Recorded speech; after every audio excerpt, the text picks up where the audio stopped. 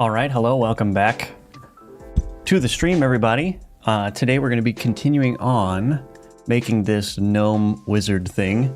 I still don't know what to call what to call it, but that's what we're going to be doing. You recall yesterday I was working on a spiral bullet attack, which I think is now in a good spot. So now we can actually do the gameplay programming for the little creature here. And I mentioned that I wanted to do some kind of a blink.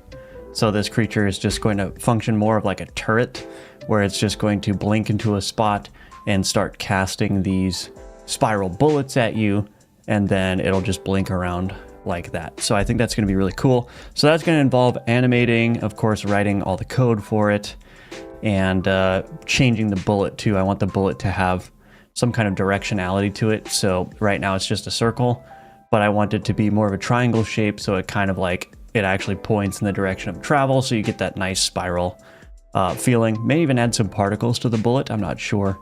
But yeah, we got a lot of stuff to do, and the cat is going crazy because I just started streaming. Hello, you need to be quiet. No, it's stream time. Anyway, so before I get into that, I'd like to remind everyone that I've got my Udemy courses linked in the description below. That's a great way to financially support me. I am doing indie game development full time, but as of right now, the vast majority of my income is not coming from my games, but rather from my courses. So that's a great way to support me. It's also a great way to kickstart your Godot learning. And or you can wait until Gunforged is available for purchase. That would be a great way to help me as well.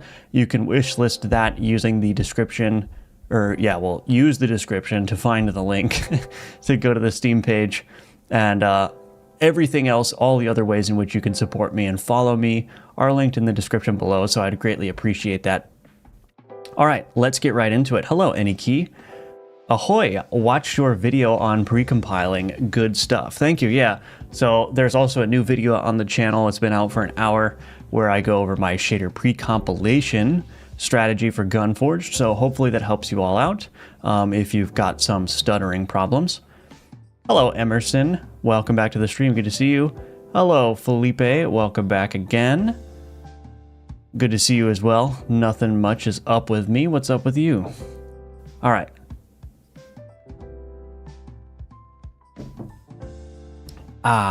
Now that I've got my sip of coffee, let's go ahead and get this started. So I'm going to start actually with the bullet because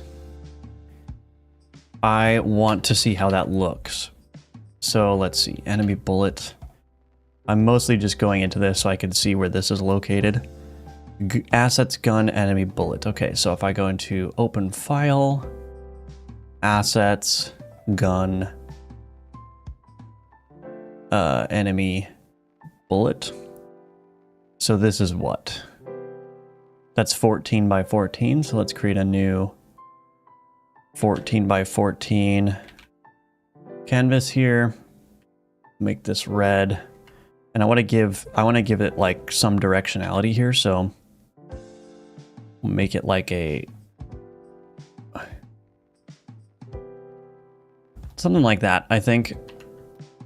Like a triangular shape. Maybe I'll remove that. No, I'll keep that. Remove that though. I think that'll be fine. Let's center it. And then I need to take this and just outline these things here. So do like a center part. Like so. And then I need a white in this part. Actually, I wonder if I should make this even thicker. It's gonna look weird no matter what I do, I guess, because of the way it's shaped. I'll just go with that. We'll just call that good. Okay, so we're gonna give that a shot. So I'm gonna save that. This is going to be bullet triangle. Yeah. Or I don't need to call it. Yeah, I'll just call it triangle. .png. All right. And then I need to go into that enemy spiral bullet here. And I'm going to change this sprite to that triangle sprite. There we go. And I probably should reduce... this collision shape here. So it's not, I want to make it so that the visuals are very tightly. Oh my gosh, cats, get down, go. Get down, come on, get. Goodness, they're like little goblins. All right, anyway, I want to make this, why is that not being shared? Okay, anyway.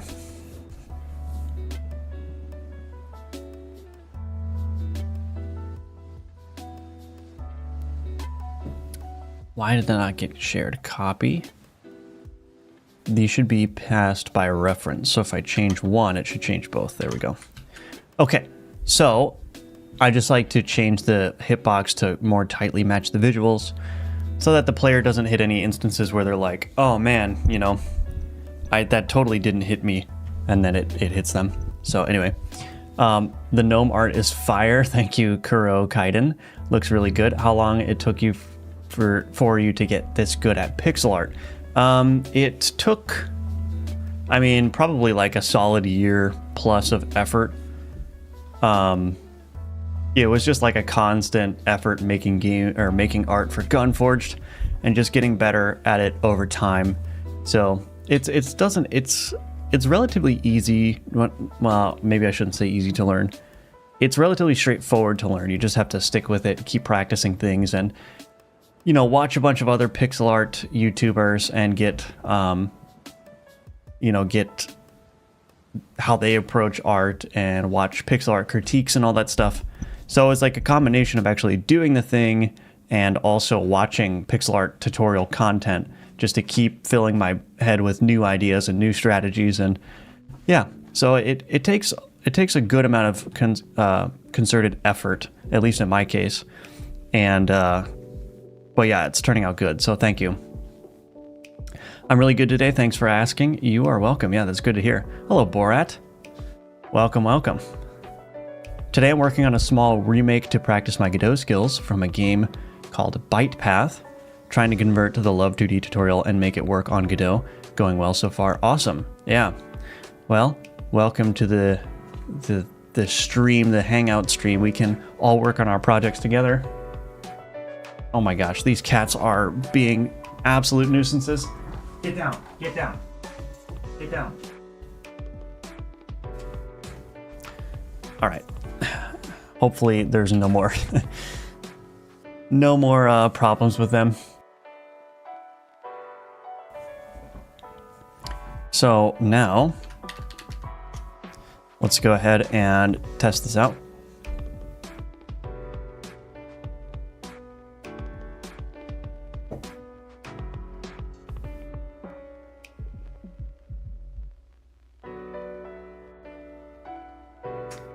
So spawn gnome, let's see what that. Okay, so it's looking all right. It needs to rotate now. Owie. So it needs to rotate. How do I get this to... I think I can do a rotator component here. No.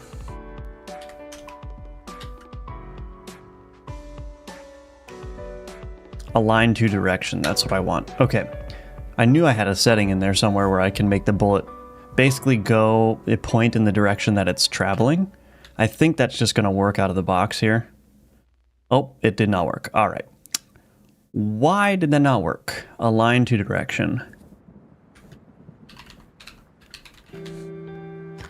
I think probably the reason why, yeah, it's only based on the current velocity angle.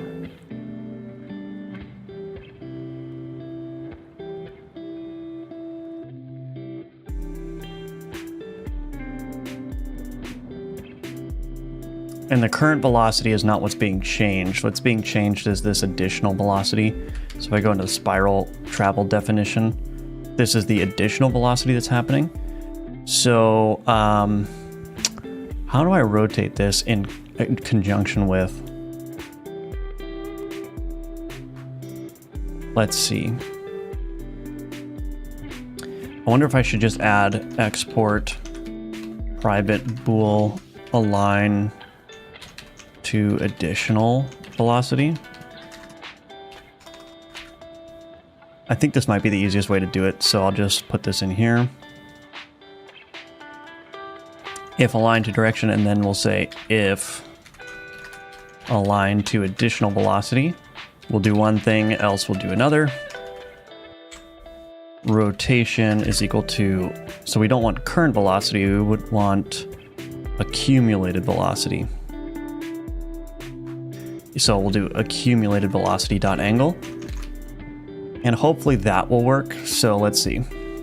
I don't really like that solution too much, but again, we're kind of in the stage of the game where it's like I don't need everything to be perfectly perfectly done. I just need it to work because the game needs to be released. So I may not approach this way if I was earlier in development, but since we're relatively late in development, I'm okay with just cutting a few corners here. There we go. So now it's rotating very nicely.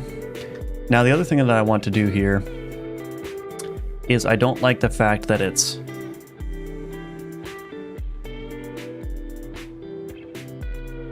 starts backwards, like it starts going behind. I think I want it to go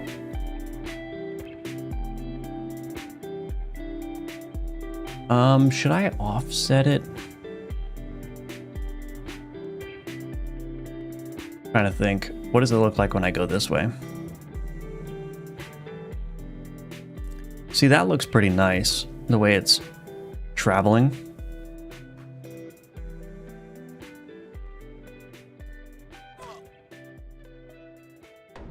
Oof. I think there's something still off. I don't want to spend a bunch of time on the spiral, but there's something still off about this. Not the spiral itself, but just the way the bullets are traveling.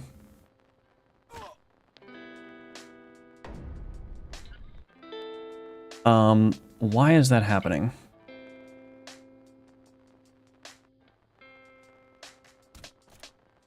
I think there's just a problem with the spiral initialization, generally speaking.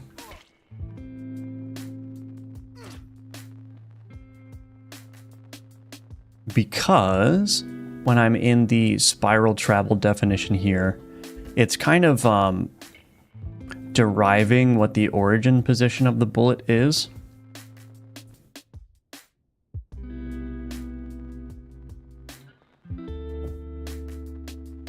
Yeah, it's kind of deriving what the origin position of the bullet is based on the current degree rate, or the current amount of degrees here, and the radius.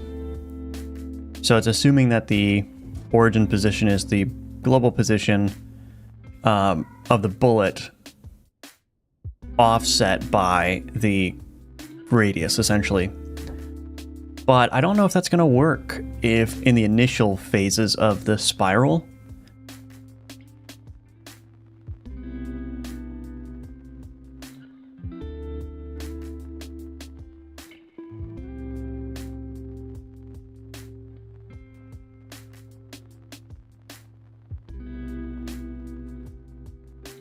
Rotated degrees. So this is going to be 0 times radius. So yeah, I don't know. Maybe there's something wrong here. Origin position plus direction.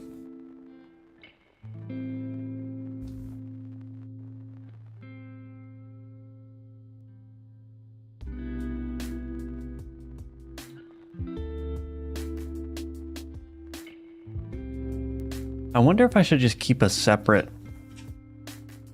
value that can represent the origin position.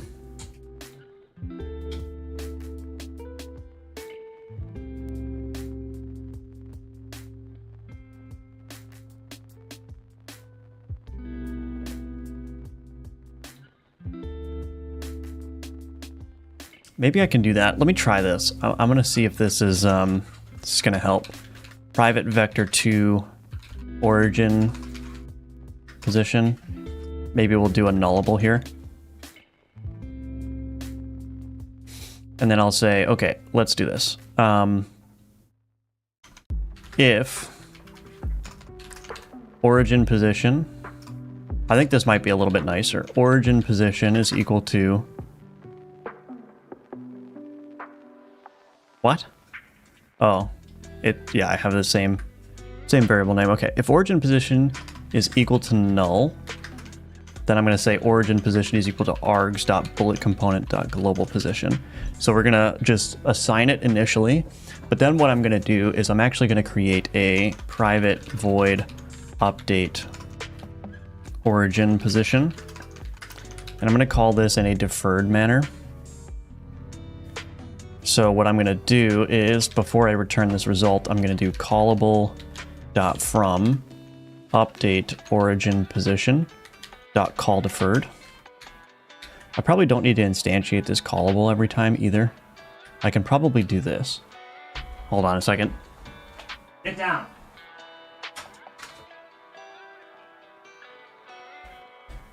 Oh man. Anyway. Cats be cattin', yes indeed. No, stop. Get down. Hello Neozoid, welcome back to the stream. Good to see you. So I think this origin position here, so I'm going to call this deferred, but I want to probably just store a reference to that callable. Private callable update origin callable. Public override void ready. Cool. And then in here, I'll just do this. Update origin callables equal to callable.from update origin position. That way I don't need to create a new callable every time. And I can just do update origin callable dot call deferred. And the reason I'm doing this in deferred fashion is because I want all of the velocity changes to happen. Oh wait. Let's see. I need a reference to the bullet component as well. Actually, I could probably just pass this in here.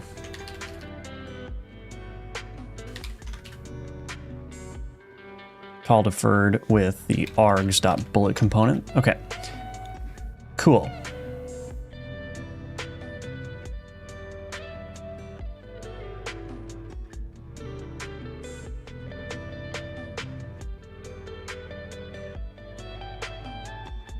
So now that I've got that, oh my gosh, hold on a second. Sorry about this.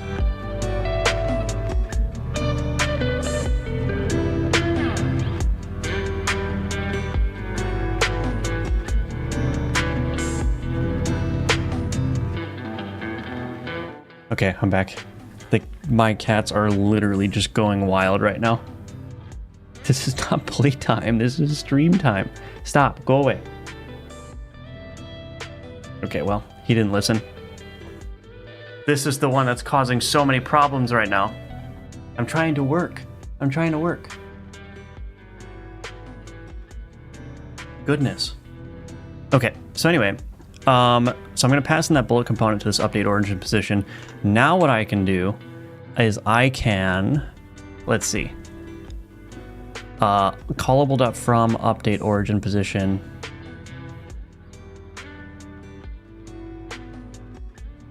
Oh, callable.from, I think I need bullet component here. There we go. So now I can update, so I'm going to basically keep a shadow origin position. So this origin position is going to be equal to bullet component dot,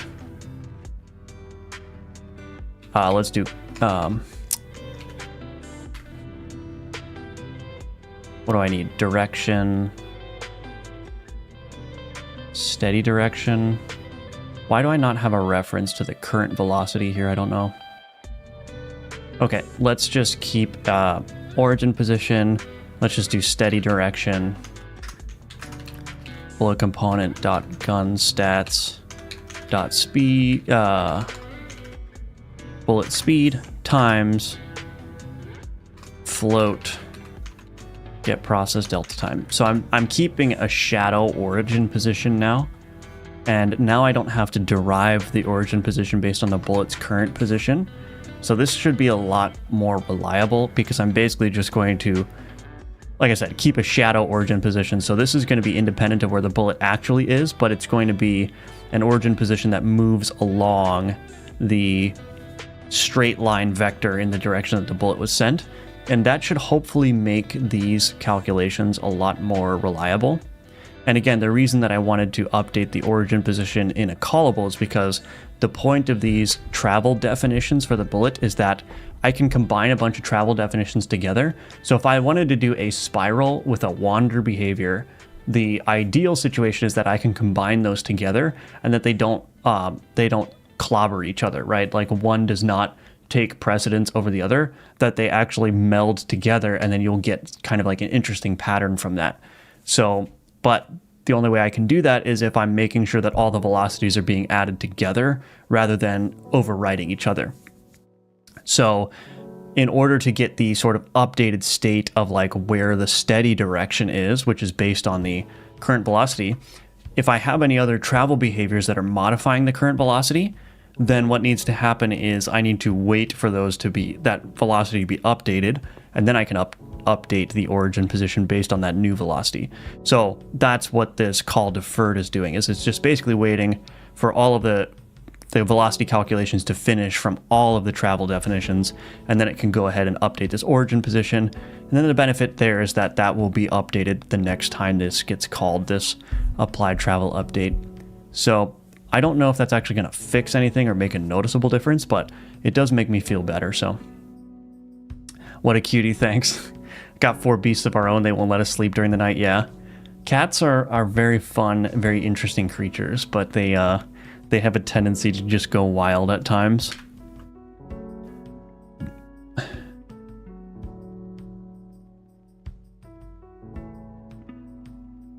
Okay, well that's not working.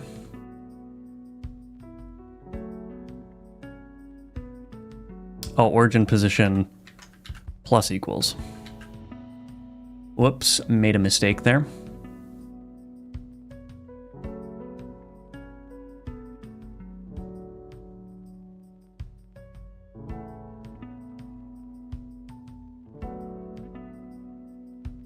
Okay, so you can see now that that's actually, let's see. That's actually correct now. That's correct behavior, because you can see that it's spawning now. So I'm going to have to deal with this situation too. But you can see that it's spawning now at the radius distance away, right? So that's what's happening. So I do need it to come from the staff and not instantly go onto the edge of the radius. So I might need to change this code here. So this is definitely more correct. This is the kind of behavior that I was expecting that I wasn't getting. So that's good. The problem is what I'm doing here is I'm setting this desired velocity such that in one frame it moves to the position of the circle, like its point where it's supposed to be on the circle. So I think that there's a couple of ways that I can do this or fix this. What I could do is I could tween the radius. So I could go from 0 to radius over a certain amount of time so that it has a little bit of like a wind up phase, right? So it starts at a 0 radius and then it grows outward to its full radius, and that will give it like a nice animation so that it's not instantaneously snapping to the radius like the full radius. So I think I'm going to do that, and I'll just do that in the ready method here. So I'll say var tween, and let's do this. Private float current radius.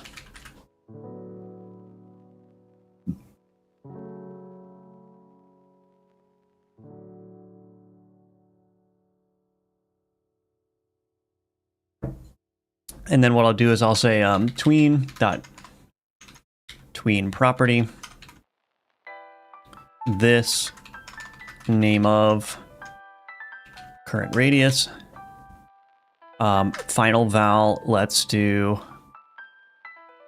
radius, and then we're going to say duration. Let's just do like a 0.2 second duration. We'll make it linear, and we're going to do dot from 0. Well, actually, it's already starting at 0, so we don't need to do that. So we'll just start that tween immediately, and then instead of using radius down here, we'll use current radius. So we're going to give it a 1/5 of a second of wind-up time. So that should help. Hello, Defected. See, I said your name correctly this time.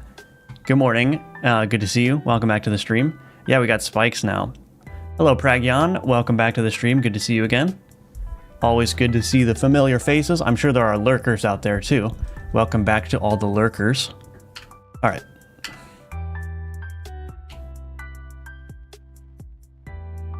Okay, that's a little bit janky, but that's all right.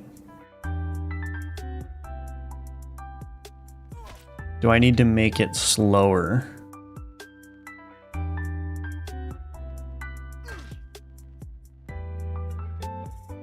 Let's try a little bit slower of a rise. I might also add some easing. Maybe that would help. Yeah, progress, that's for sure. Finally getting somewhere with this. I want to get the actual gameplay done though.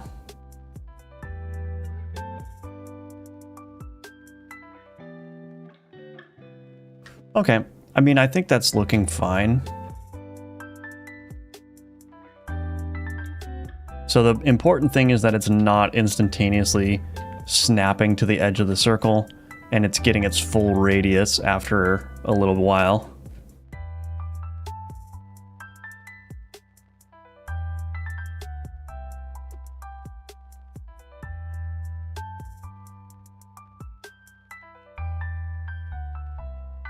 I'm actually curious to see what happens if I do add wander travel definition to this, if I just combine those, because I was just talking earlier about how I can combine those travel definitions, at least ideally.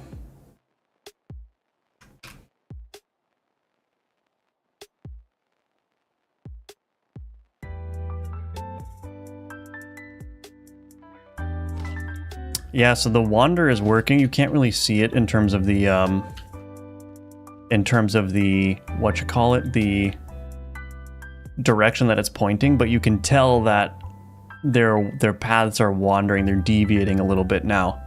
That all of these things are not ending in the same place, which if they're all following the same exact trajectory, they would all die in the same spot, right? But that's not what's happening. They're shifting a little bit, and I bet you I could make this even more pronounced if I change this wander strength up to like 150 and change this to 360, and let's do 20 here. I'm not going to keep this, but I just wanted to see if it worked.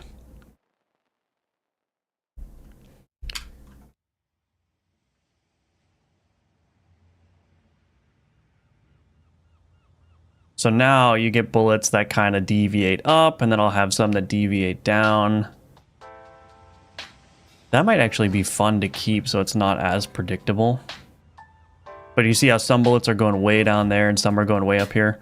So I've got that wandering behavior, which is kind of cool. But that just works seamlessly with the spiral travel definition, which is what I was going for. So that's good.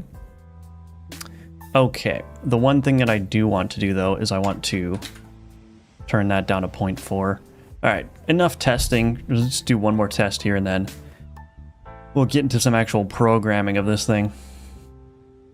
We of course have to tie up all the components and whatnot, but and I think I would like it to start or have the potential to go counterclockwise as well. Or at least start at a different point on the circle. Because right now it's starting at the right of the circle, but I think I want to change it. Do I want to change it? Let's see.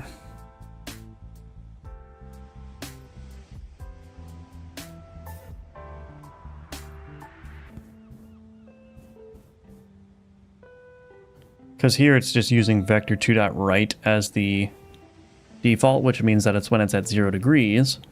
So I could start it at a different degree value, I think. If args.bulletComponent steady direction dot vector2.right is greater than 0. So that's going to tell me if the direction the bullet is starting in is within 90 degrees of the right vector, So that means that we're on the right half of the unit circle. If that's the case, then what I'm going to do is I'm just going to simply set the degrees here to 180. So it's going to start on the left half of the circle. I think that might look, well, is that going to look better? I mean, we'll see. We'll see. Yesterday they all started at some random position at spawn, right?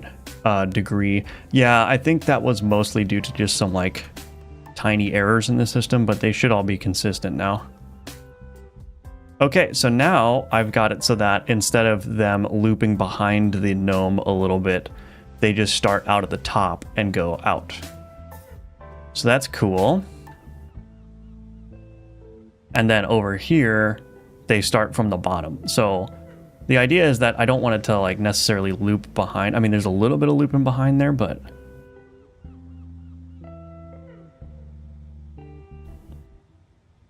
perfect. These things are going to be really annoying to dodge, I think, but that's fine. Okay, I keep saying that's it, blah, blah, blah, but I do want to copy this animation player. Is that going to work? Can I just copy this?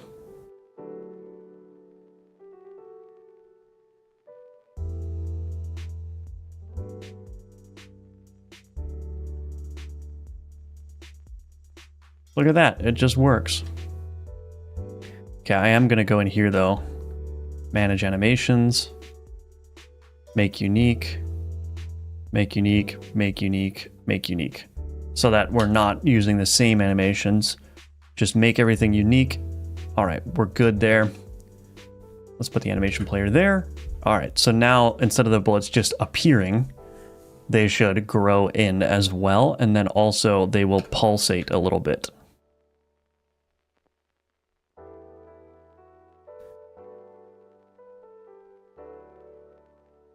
Perfect. Okay, perfect. Now I'm curious, did I do that same thing for the cannon goblin here? Yeah, okay. Perfect.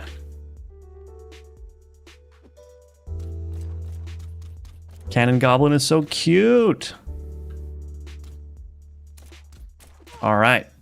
Now time to get into the actual meat of this. So first thing that's annoying me is I'm going to add a shadow component here. Let's do 8. That works. So we got our shadow component. Let's see. I want to do a teleport, right? So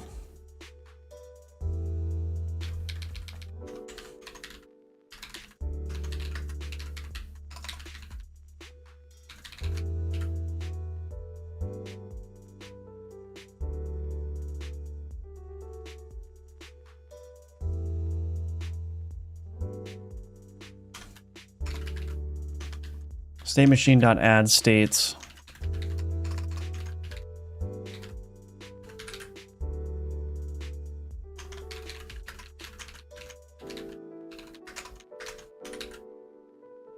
state teleport. So I'm gonna want an animation for this. So I probably want private void enter state teleport.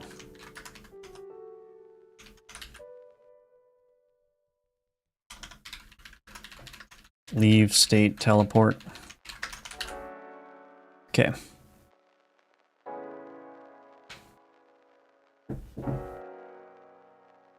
Wouldn't it, oh, I was going to say, what is that word? Wouldn't it suck to drastically change one animation and then you later realize to change them both? Yeah, I mean, that's how I discovered that I need to make all the animations unique. Thank goodness for version control. Because I was able to easily undo that. But yeah, the animations, they're kind of hidden in terms of like the fact that they're references. I can hide that, sweet. All right. Yeah, so that the animations are kind of hidden, that the underlying animations are references or resources, and that you need to make those unique if you're going to copy over an animation player, for instance. So anyway, enter state teleport. So I'm going to need these things. I think what I need to do is add a private void. Normal if not bullet attack timer dot is stopped. We're going to say bullet attack timer dot paused equals true. Private void enter state normal. If bullet attack timer dot paused, I'm going to say bullet attack timer dot paused equals false. Okay, let's go ahead and add those. So enter state normal, leave state normal. Okay, and then we want enter state teleport. Enter state teleport, leave state teleport.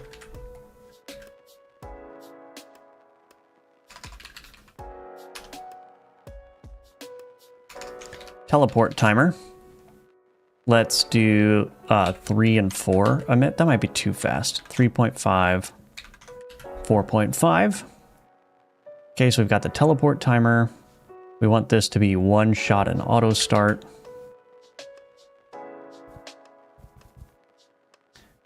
Teleport timer dot call start random. Okay. If teleport timer dot is stopped, state machine dot change state teleport. Okay. When we enter the state teleport, I'm going to do var player is equal to this dot get player dot global position. Let's do player position. Or default it to, default it to the current global position. Var direction is equal to mathutil.rng.rand direction. And we also need some kind of private const float min teleport distance equals 64. Private const float max teleport distance equals, let's just do 128. Okay, we're going to multiply this out then, times mathutil.rng.randfrange, min teleport distance, max teleport distance, okay? And then we are going to have to do some kind of raycast. So var raycast is equal to this dot raycast terrain.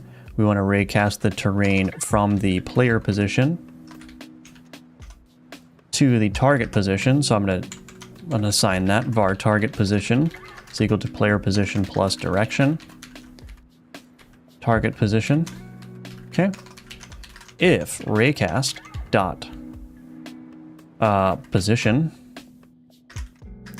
is not equal to null, then what we're going to do is we are going to say target position is equal to raycast dot position plus raycast dot normal times 16, or let's do 8.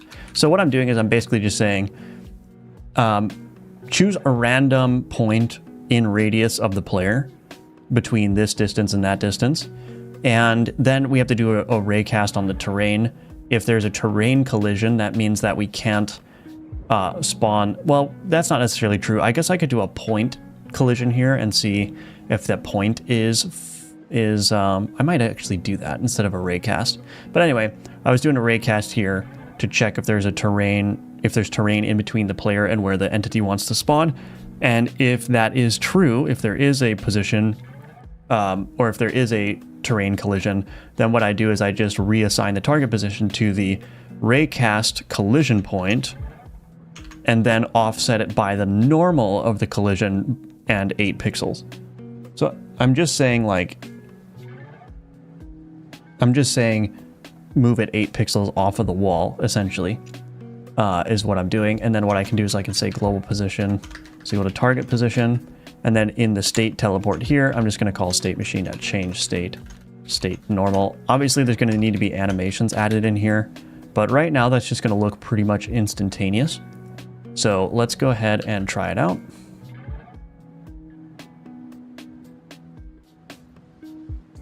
Hello, Dione. Welcome back to the stream. Good to see you.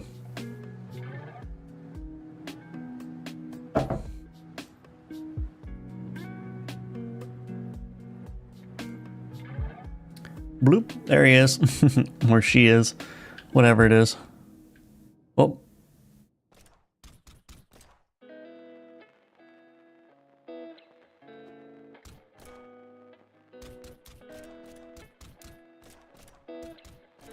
Oh, that's gonna be so annoying.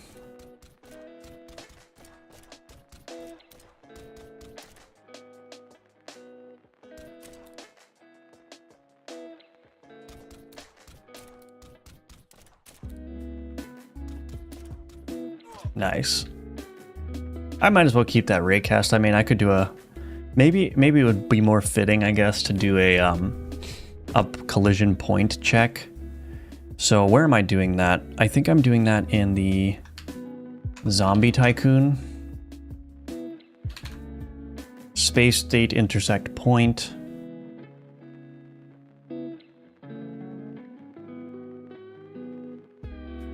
Query params, collision mask.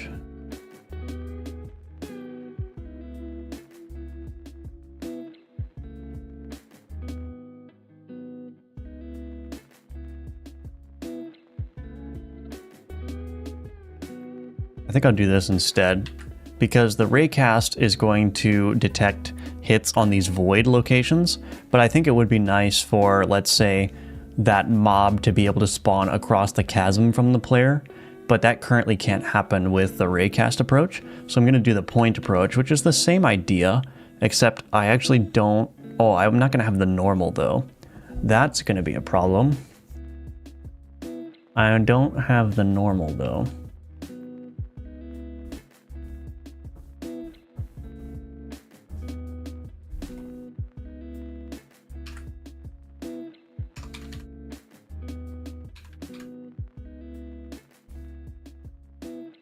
Oh, I already have a get random position and radius. Oh, that's nice. Maybe I should use that instead. Well, the problem is if I don't have a normal, then I could potentially spawn the entity such that...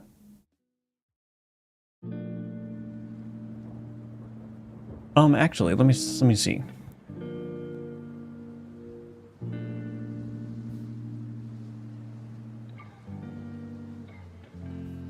Yeah, maybe I'll just keep the raycast, because the problem with a point intersection is that it doesn't give you a normal, and so I could potentially spawn the gnome inside of a wall somewhat and not have any way of really accurately correcting that. So we'll just keep it the way it is. It's fine. But I am going to go ahead and use that nice little function that I wrote, which is equals this dot get random. Wait, get point, what? GameUtils.get random position and radius. Node this vector2 origin is what?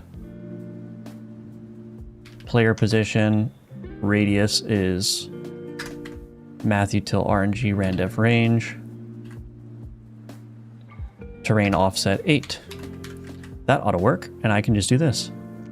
Global position. I don't need to do any of this anymore. Look at that. Oops. I do need that player position, though. Let me just verify that that still works. Hello, NetK. Welcome back to the stream. Good to see you. I'm curious to know how many people downloaded the demo of Gunforge since the new demo.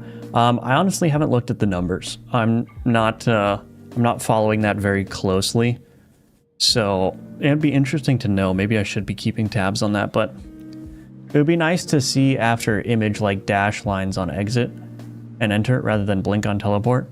No, yeah, I mean, this is still in progress. There are going to be effects. Yeah, it's not done. This is in progress. There's going to be particles and animations and everything. Hello, Snupbill. Thank you for the 20,000 IDR super chat. Very much appreciate that. Happy New Year to you as well. And thank you again for your generosity. Very much appreciated. And welcome back to the stream.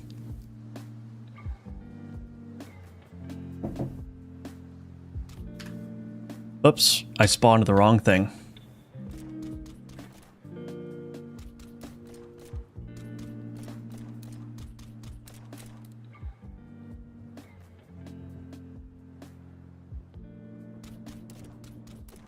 Okay, that seems to be working pretty well.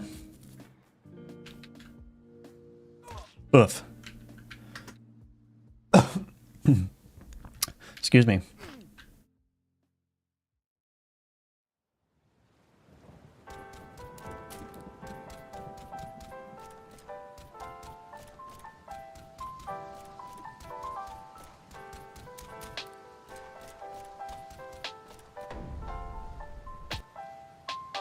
Okay, that's looking good. All right, I don't need to test it again. I don't know why I reran this, but oh well. Okay, so that's looking good. So I think what I'll do is I'll commit what I have because it's kind of like a good commit point. I've made a bunch of changes here, so updates to Spiral and Gnome.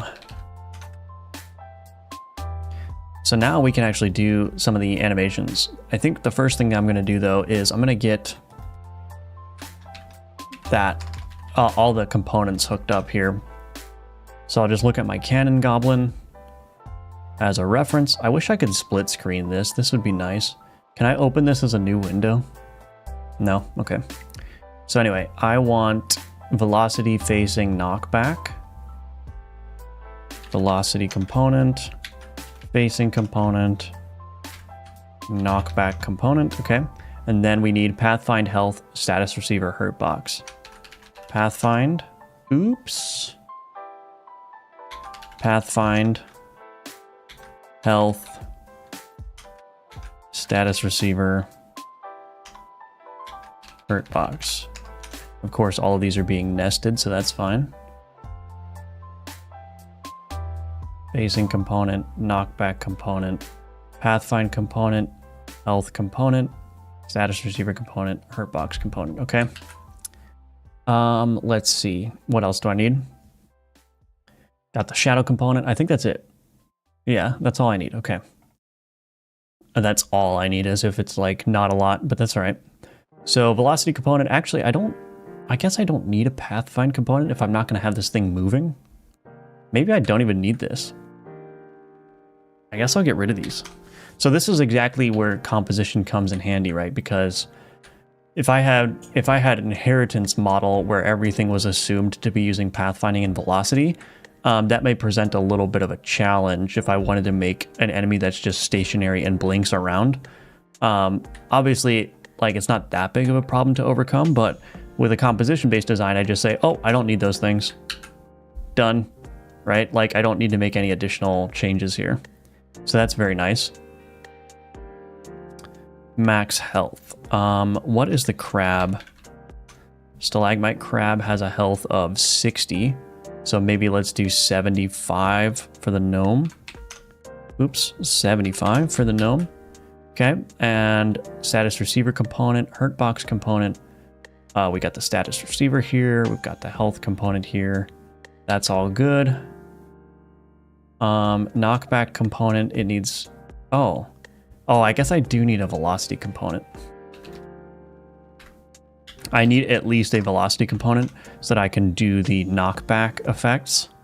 So that's one thing that I do need. So knockback component, velocity component, and then hurt box component there.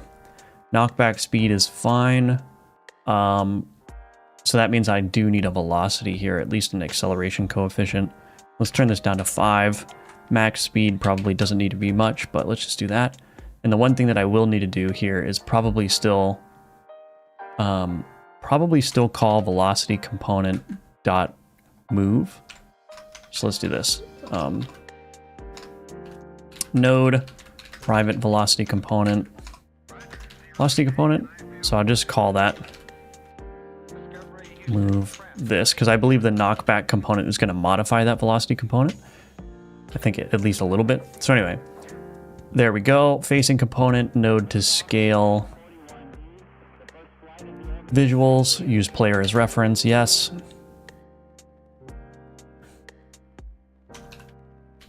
Let's grab a reference to that and throw that update in there, private. Facing component.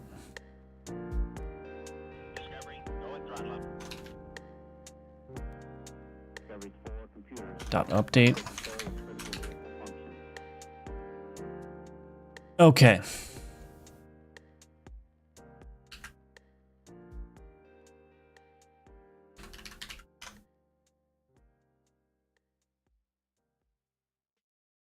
do a rectangle shape, I guess, for this hurtbox component. Move this up. Also need to move the status receiver component up and the health component up as well.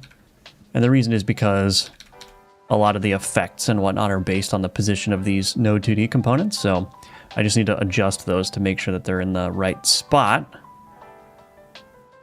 Let's grow this up a little bit. Something like that is probably okay. Nice big hitbox for the enemy. All right, so that's good. Do I want to offset this a little bit? I don't think so. I think that's fine. Okay. All right. So is everything all hooked up nice and good? Let's go ahead and see if I made any mistakes here.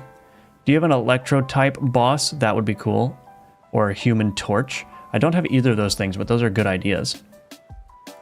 Super Rad Maker. How's it going, man? I hope you have a good day. It's going well, thanks. How are you doing? Welcome back to the stream.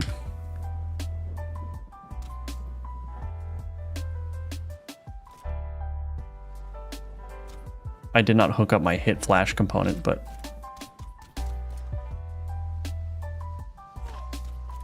so let's get that hit flash working. Guess it'll just be easier to do this. There we go. Sweet.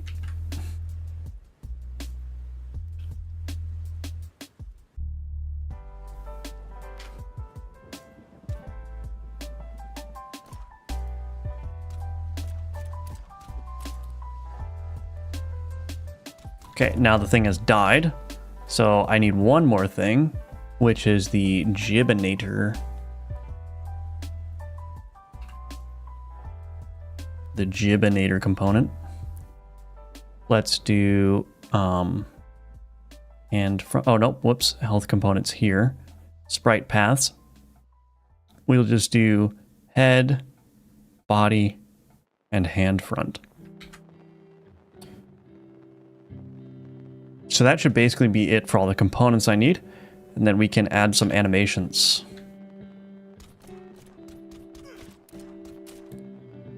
Sweet. Okay. Animation time. I'm not going to commit these. I'm just going to go ahead and, well, might as well. Add components to Gnome. So I'll commit those. And now we need some kind of like cast animation. So let's go ahead and add an animation player. Nope. First of all, what is my bullet attack timer? 1.5. So I need a really quick cast animation. So let's do an animation player. Here, new cast. We're going to make it a quick animation, just 0.5 seconds. 0.05 of a snap. Let's zoom in a little bit here. Perfect. All right, we're going to start animating this now. Dang old Gibinator, yeah. Your code is open on GitHub to see. Not for this game, no. I do have stuff that's open source on GitHub, namely my Godot utilities, which is my C# helpers that I'm using, including the source generator, but the code for this game is not public. How do you create the sprite spread when the enemy is dying? So that's the Gibinator component that I was talking about. It's really simple. Basically, you supply all the sprites that you want to. So since I'm doing cutout animations, right, I've got like separate sprites for each part of the body here. I have this Gibinator component that basically I pass in all the sprites for each of the components that I want to turn into a gib. And then this Gibinator component, what it does is it iterates over all those sprites. It gets the sprite 2D, it duplicates it, so that way I'm getting the texture and the offset and all that stuff. And then it adds that dupe as a child to this gib scene. And the gib scene actually has a particle system here for the blood. So it has a blood trail. And then the sprite gets added to this visuals node. And then the gib itself is just basically being animated. I want to migrate this system to use a particle system instead of being an actual node that's animated in the process method, but it works for now. But that's basically how it's working. And then it also handles queue freeing the owner. So the Gibinator handles everything about the death for average creatures, and then I have a different way of doing it for the bosses. I have an entity that can use this, yeah. You're welcome. Yeah, it's very, very straightforward. Like I said, you could probably do it with a particle system too. I don't know. I don't know if you'd be able to easily do like a blood trail with a particle system. Because what you need is a particle that represents the texture of the entity's body part, but then you also need a particle system attached to that leaves a trail of blood. So it may not actually, I don't actually know if that's possible with the Godot particle system as it currently is. Okay, so we're ready to animate this thing. Before I go and animate this thing, I'm going to take a quick break and get some new water and whatnot. So in the meantime, while I'm on my break, please check out the links in the description below. I've got all the ways you can support me there, including, or most notably, wishlisting Gunforge at the Steam page. That link is down below. Also, my Udemy courses that teach you how to build a complete game in the Godot engine. Those are below as well, so that's a great way to support me again. And I'm going to be right back in 2 minutes, and then we will animate this little gnome creature. The first flight of the orbital Discovery, and the shuttle has cleared the tower.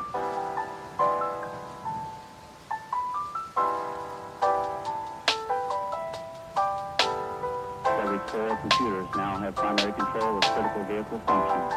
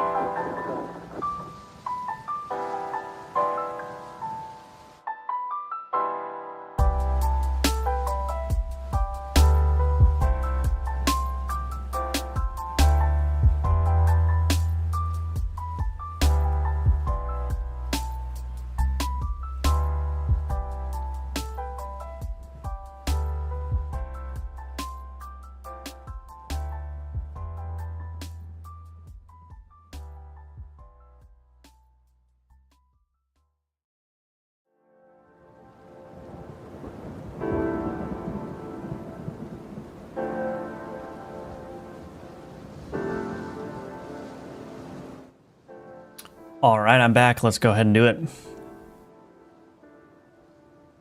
Would it be possible with Lifetime, I think. Pretty sure I heard Firebilly say something was impossible. Yeah, well, I don't know. I've been wrong before, obviously.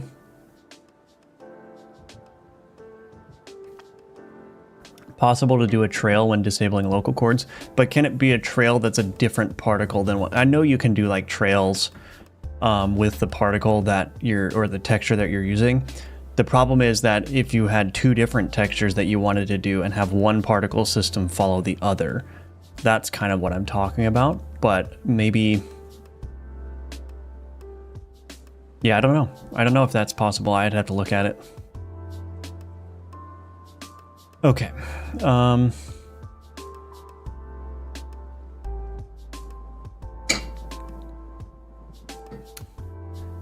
Animations.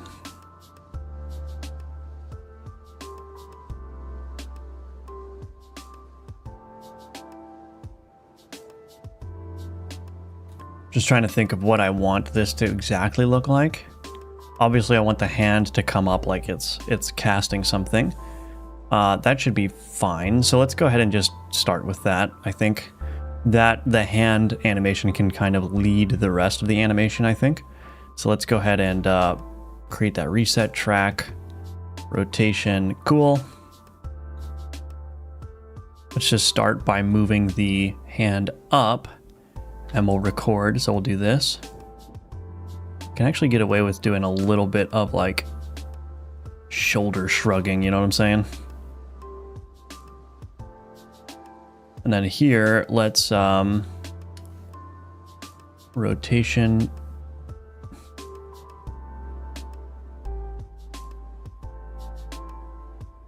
And then let's move it over. So this hand front, let's do this. And let's put another key in here.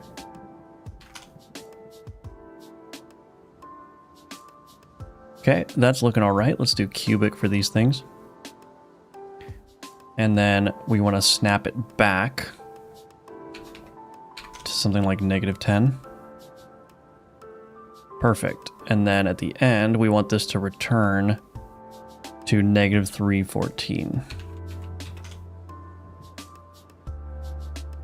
Okay, that's working. And I think that's a generally good approach. But I think what I want to do is play with the curves a little bit.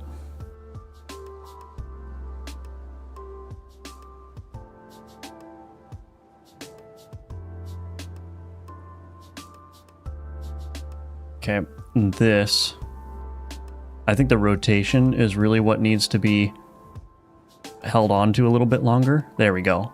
So now it's more of a snap, like, foop, foop. You know, like Wingardium Leviosa. Like that, you know what I'm saying? Anyway, that rotation can probably be a little bit more exaggerated.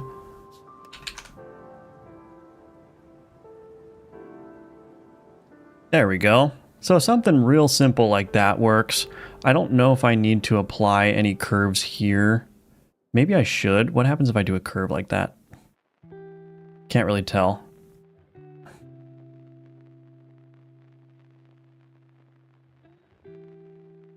I think that's fine.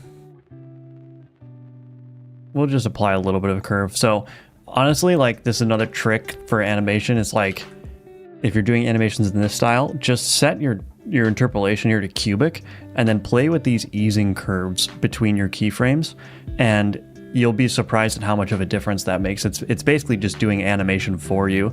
You just set the keyframes at the desired positions, you play with the curves, you set it to cubic, and that just creates a much more natural kind of flowing movement in my experience, which is great. So now this hand back, what I want to do, I think, is let's add a remote transform 2D, and we're going to assign the hand back so that it follows that. And now the hand, oops, that's not right. Oops, oops. Okay, well, I don't know how to get that hand back in the position it's supposed to be in. Is that what it was before? Okay. We'll just say that that's correct. Oh, dang it. Do I need to open my Gnome now? Do I need to open my Gnome now?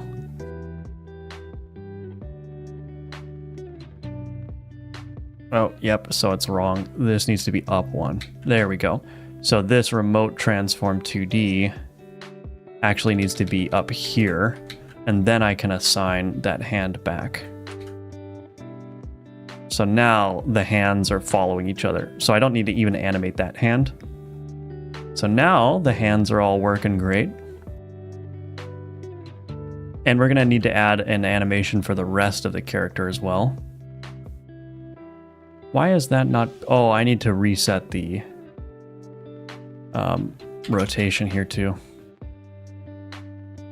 Do I even need that? Can I do... Oh yeah, let's do that.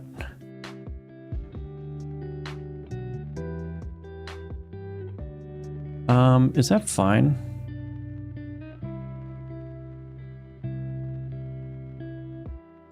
Give it a little bit less of a curve. There we go. There we go. We made a circle out of an oval. Anything is possible. That's true. Illusion defeater. Expecto Patronum, yeah. Lots of Control Z. Yeah, the problem, like, Godot has a problem with Control Z, like, in certain contexts. It doesn't work well. Like, it doesn't undo what you expect it to undo. So, yeah, I sometimes Control Z too much, and then the other problem is that sometimes you're not aware of what you're undoing. And there actually is a history here, which I could look at and see what's going to change, but I think I'll just deal with whatever consequences come from me mashing Control Z without knowing what's going on. I was going to make a Back to the Future reference, but you said you don't want 80s movies. Yeah, I don't think I've ever seen Back to the Future. Maybe I have once or something, but yeah, sorry. Sorry to disappoint everyone. Okay, now the question is, do I want to... I probably want to get this animation working in game first before I animate the rest of the body and the head. So let's see. Yeah, let's try it. So we got reset, cast, okay. Private real only string anim reset. Reset. This is anim cast. I should get better at just using the keyboard for everything. Cast. Oops, this needs to be reset. There we go. Okay. And then when we enter the state teleport, well, let's see. Bullet attack timer dot call start random. So shoot. I think what I need to do probably is I actually want to private void play shoot animation. Animation player. I need a reference to the animation player. Node private animation player. Animation player. Animation player dot play anim cast. And what I'm going to do is instead of calling shoot here, I'm going to say play or play shoot animation. And then in here, what I'll do is this cast here. I want the cast to happen here. So let me add a call method track. And then right there, I'm going to call shoot. Boom, boom.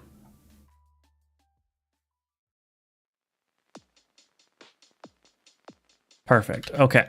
So that's going to play the cast animation, which is going to call shoot, a third of a second into the animation. And then that should be good. So let's go ahead and try that.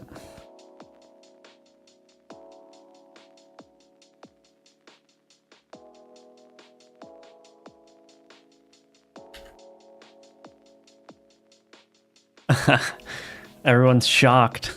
Exactly. Whatever, man. To be fair, modern movies aren't that great either. I guess maybe movies just don't hold my attention. Not many of them do anyway.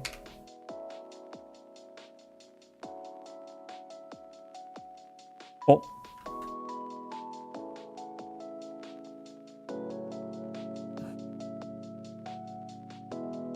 So we're gonna have to obviously not transition to the teleport state while the animation is going.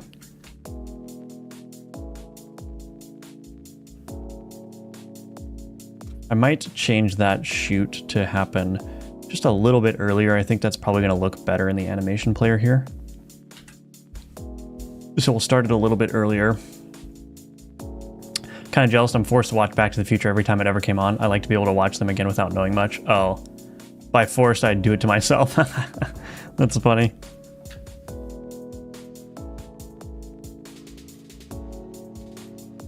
That doesn't look right either.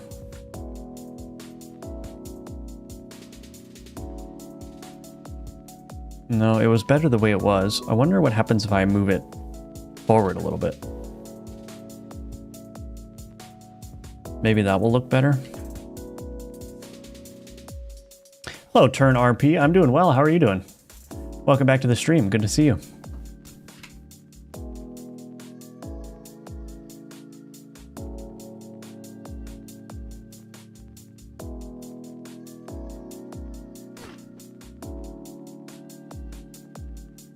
I think that looks better, actually.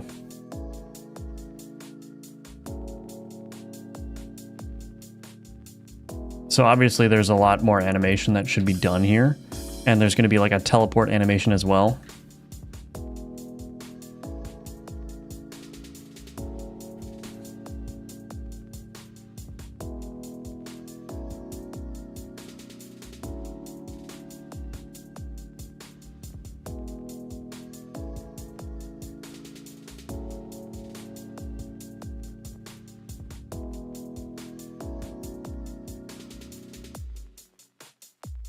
Oof.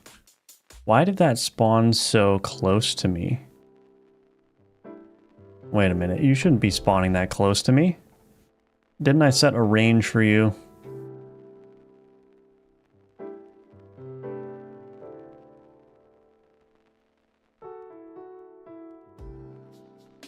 Oh. It's doing the... Oh, it's doing the random radio... Oh. Dang it, I can't use this because it's doing a random range between 0 and radius. I suppose I could have a min radius.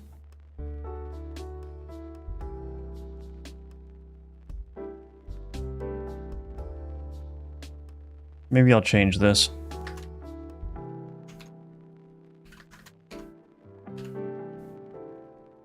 But I do have to change this now. So that's good. So this is min radius. And then we'll change this to min radius. So now I can do this. Min teleport distance, max teleport distance, and 8. All right, that should work. I'm not actually using that in many places, I suppose. So we'll just change that. It's actually my birthday today. Well, happy birthday, Turn RP. And hope you have a good day. Yes, happy birthday indeed. Not every day is your birthday. Are you doing anything fun for it? Having any friends or family over, or treating yourself with something? Now that's a problem, but I don't know if it's super necessary to address that.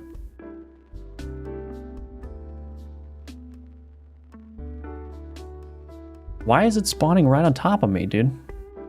Oh, I guess it has to if it encounters a raycast.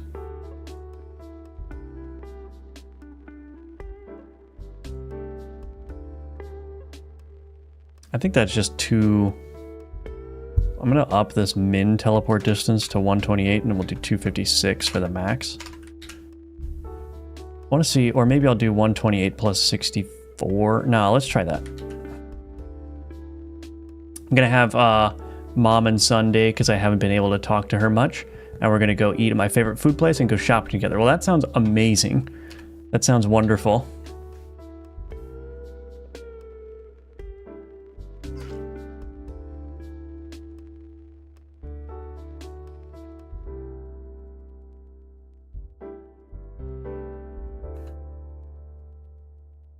So is this working the way that I want it to? I think so.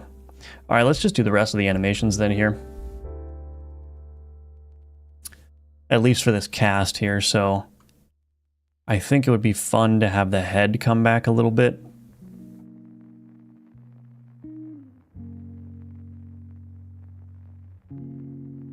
Maybe, yeah, we want to do the rotation for sure.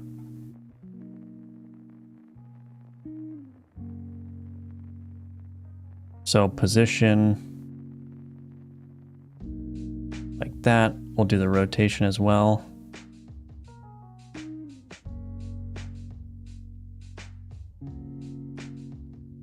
Bring the head down like that. Rotation forward a little bit. Super like hunchy. And then we will reset the position here. Negative 224. And then the rotation here back to 0. And we'll go ahead and add the curves and everything. Cubic interpolation mode. So I think this could probably be even more pronounced.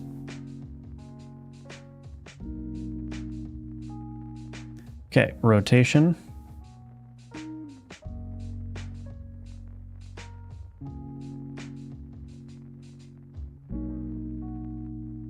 Again, this can probably be more pronounced there.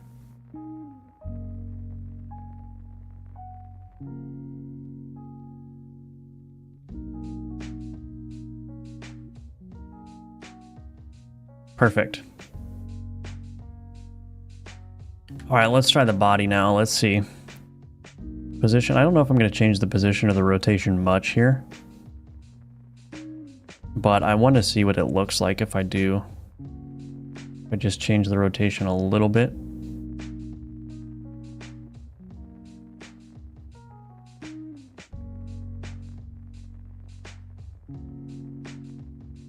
Make it look a little bit off balance, maybe.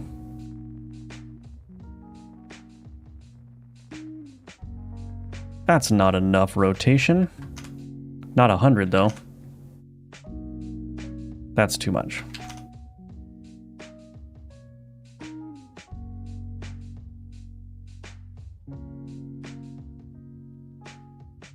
Yeah, it doesn't need to be, the body doesn't need to move a whole lot. I think that's probably fine. Okay, well, let's see how that looks. Let's see how that looks. I'm excited the next day we're going to go watch a movie with my family. Awesome. Yeah, it sounds so much fun. Avada Kedavra, yeah. Just thought I'd pop into my favorite stream before I go anywhere. Yeah, thanks for joining. It's good to see you. As always, oops, I almost dropped my freaking water. I have my water in a mug right now. I found a video of different games made in Godot for 2024, and Road to Vostok is so realistic. Like, I just can't imagine how a single dev made it, especially in this engine, so it is possible. Yeah, I actually played the demo of Road to Vostok like a week or so ago, and I was very impressed with it. It feels very much like DayZ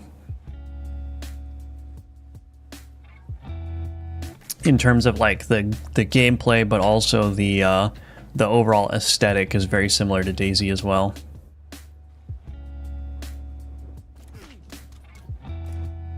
Okay, so I think this is working all right. Spawn Gnome 10. Blah. Oh. No, no, no, no. Oh my goodness. They killed me. All right, so that's looking all right. So now we need a teleport animation. So let's go ahead and do that, and then we'll see if we can get all that wired up. So new teleport. We want to go to the reset first. Okay, so teleport. Let's go ahead and do this. I think what I want to do is take these hand front here. Let's cue the position, or keyframe rather, the position and rotation. We'll make this a half a second again. I try to make all my animations fit within like a half a second. I find that that's generally like a good pace for an animation. Sometimes they're a little bit longer, sometimes they're a little bit shorter, but that's generally what I do. And then what I'll do is raise this up, rotate it. Actually, I might move this a little bit over. And then the head, so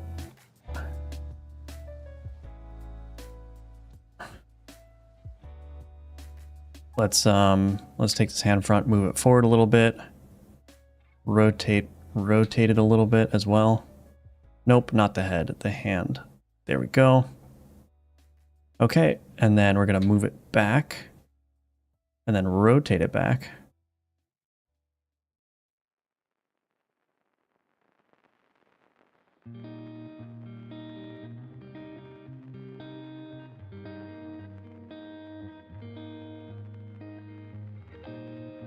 So the idea is that it's going to teleport somewhere like right here, and then it's going to come back to its normal position. So negative 314. And then rotation, of course, is 0.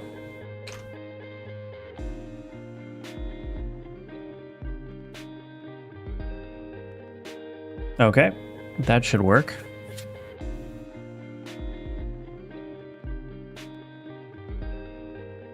So I think what it'll do is maybe it will pop out, or like, I don't know. We'll see. Let's take the head here.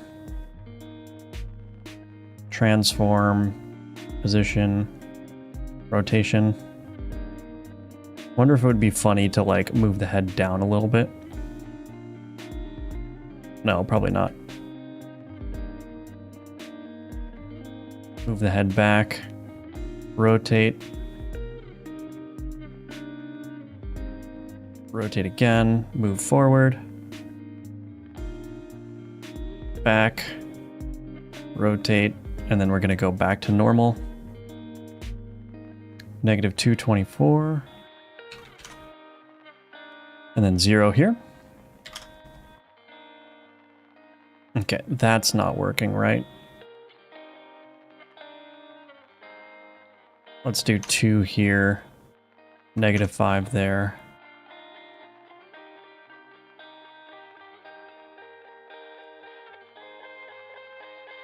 Okay. Rotation. Let's flip the rotations around as well.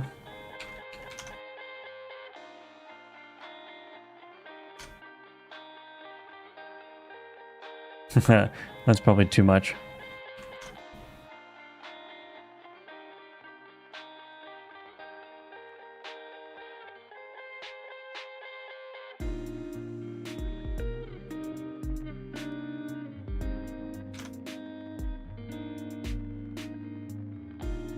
Oh, this needs to be cubic. Whoops. Cubic. I love it. Okay, and then the body. Probably do the same with the body, just kind of whip it back and forth. So position. So yeah, if I like move the body a little bit and then move it forward a little bit and then back again and then back to where it was.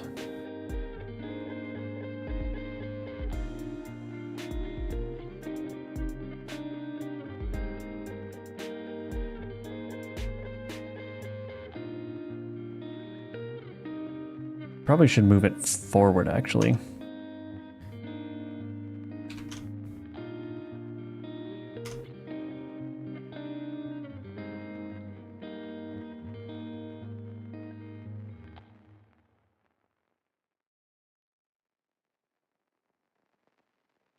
Okay, I think that's fine. And then I don't know exactly how I want the teleport to happen, but I do know that I want this. Create this method, private void teleport. Do that. And then enter state teleport. What I need to do is animation player.play. What did I call this? Did I call it teleport? I did. So anim teleport.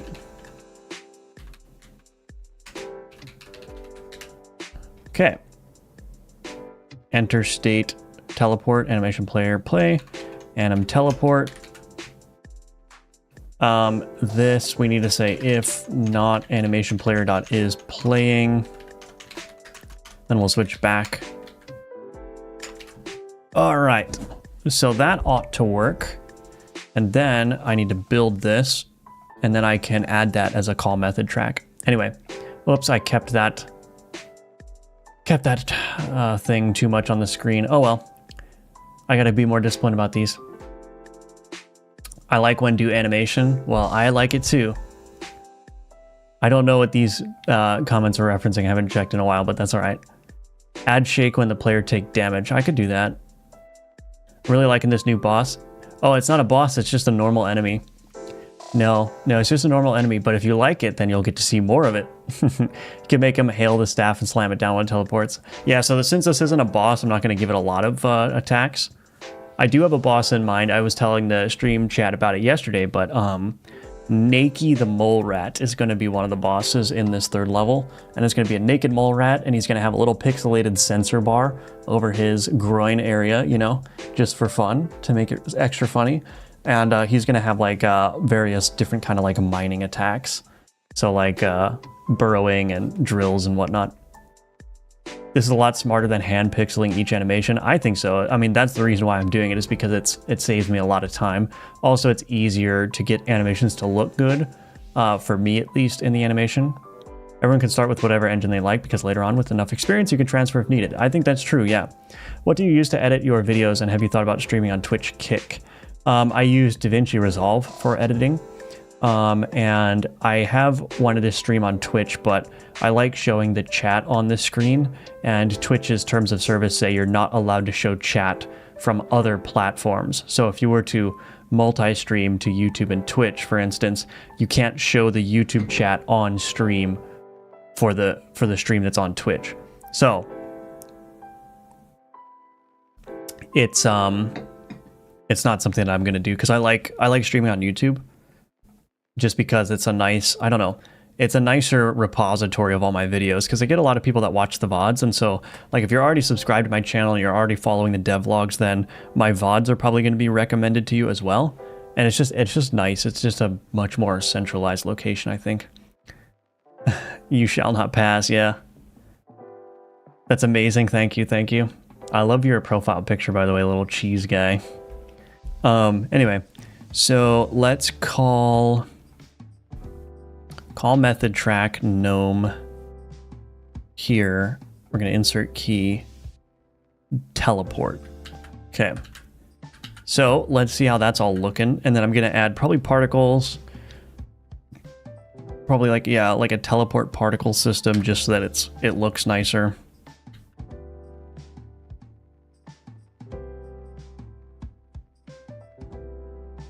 Okay, so the problem is I can't, if the animation player is playing, I don't want to switch. So if teleport timer.stopped and not animation player.is playing, so it will wait until the animation for whatever bullet attack is happening until it does the teleport. So hopefully that will be nice. I made him in Canva. That's hilarious. It looks really good. You definitely can't tell it was made in Canva. It looks like it was illustrated by somebody.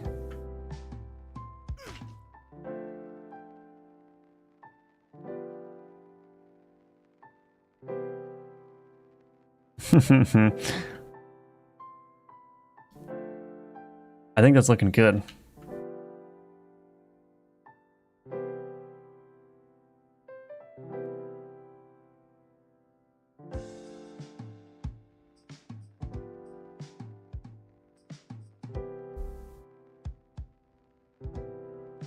Now the bullets are getting like destroyed in the corners here. I think it's probably tolerable. I mean, I don't know if I need to go to great lengths to fix that. I suppose what I could do is I could say if the normal is pointing down, then shift him up more, or shift him down more. Or I could just generally, well, yeah, maybe, I don't know. Problem is, like, if he's, well, it might work. Yeah, it might work. Let me see. I might do that real quick. Let's see.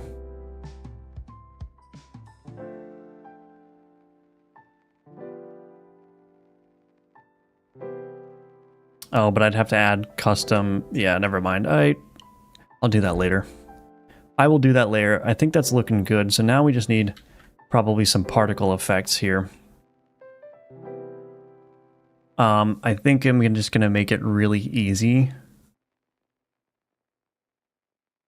I think I'll just make it really easy, kind of white particles, I think. So let's go ahead and add that.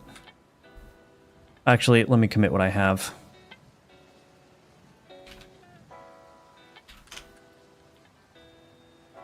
Okay, so let's go ahead and add GPU particles 2D. I'm going to call this teleport particles.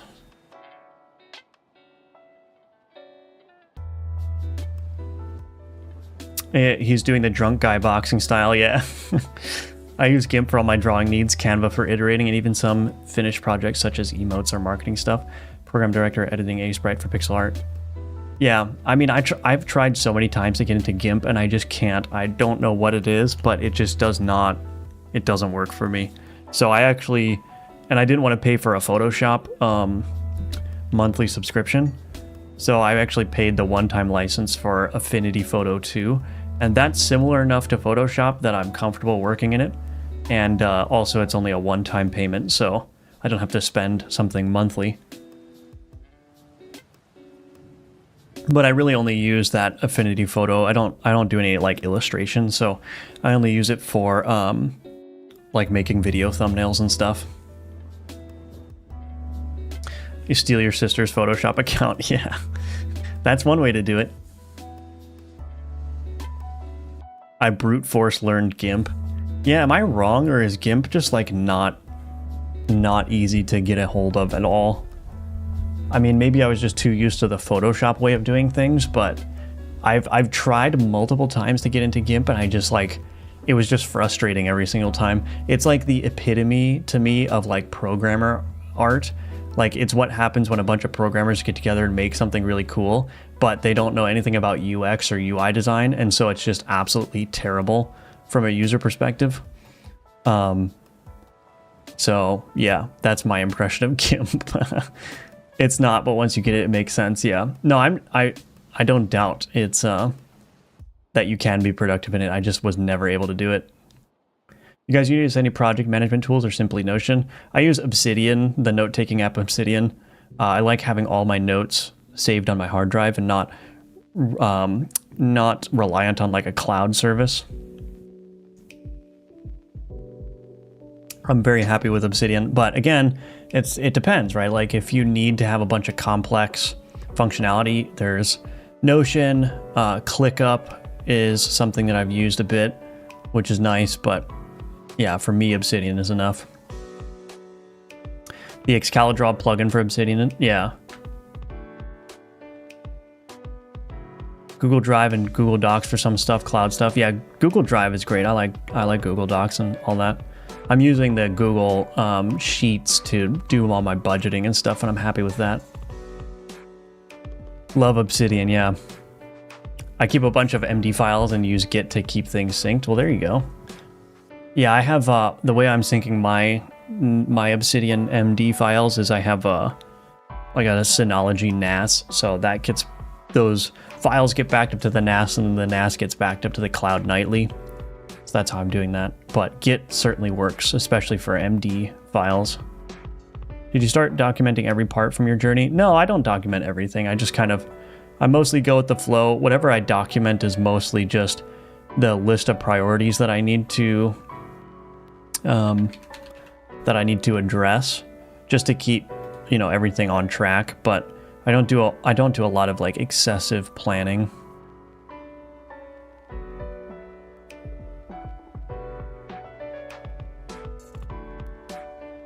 Like a lot of people will do like game design documents and stuff, and I've never done that really, because I just don't think it's useful, because the game usually changes so much, and it's so hard to like in advance decide how all the systems are going to work.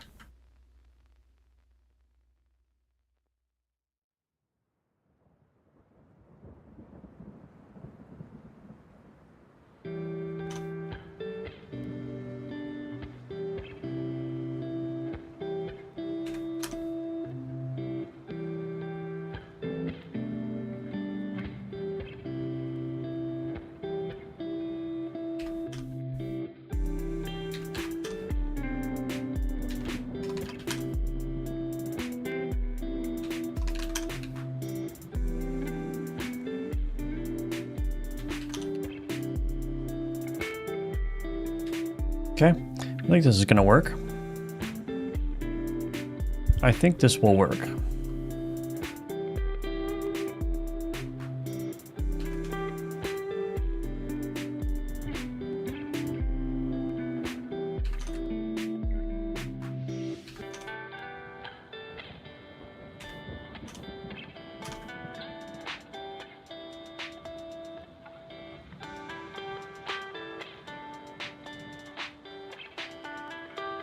I can actually make this probably a little bit variable in terms of the particle size.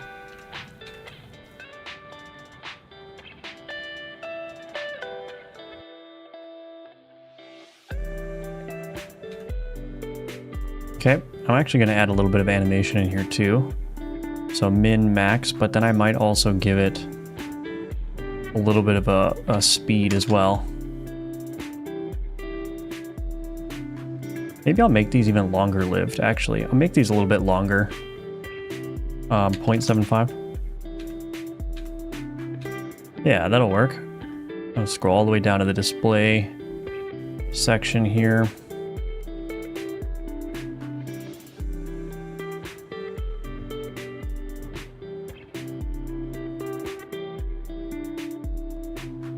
Okay, that ought to work.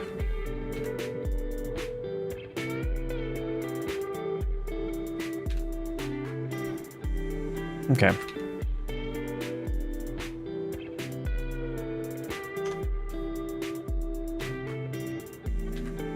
Turn up the velocity a bit here.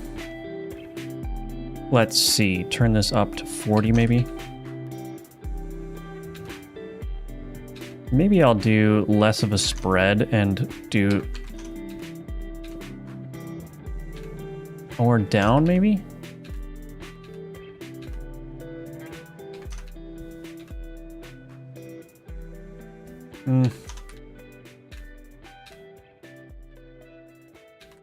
Might even turn this up even more, this this emission shape radius here. That might be too much.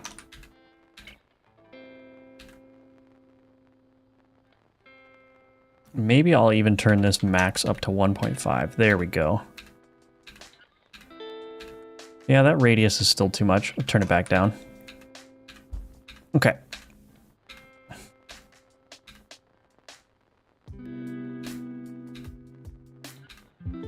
So I'm going to need a particle system for when it poofs in too. Poof, poof, you know? So I might need a second copy of the teleport particles. Well, let's go ahead and add this to the animation player real quick. Teleport, let's go ahead and add the emitting into here. Create. Put the emitting there.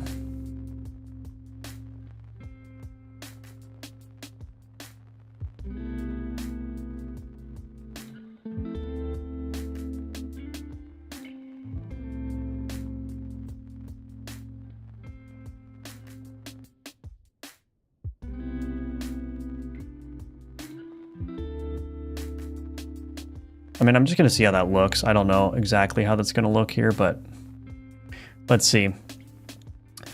Speaking of documenting, is there a dev logs in the works for Gunforged? Yeah, I'll be producing one probably in January because a lot has changed. I want to get all the content done first for this third level so I can show that off in the devlog.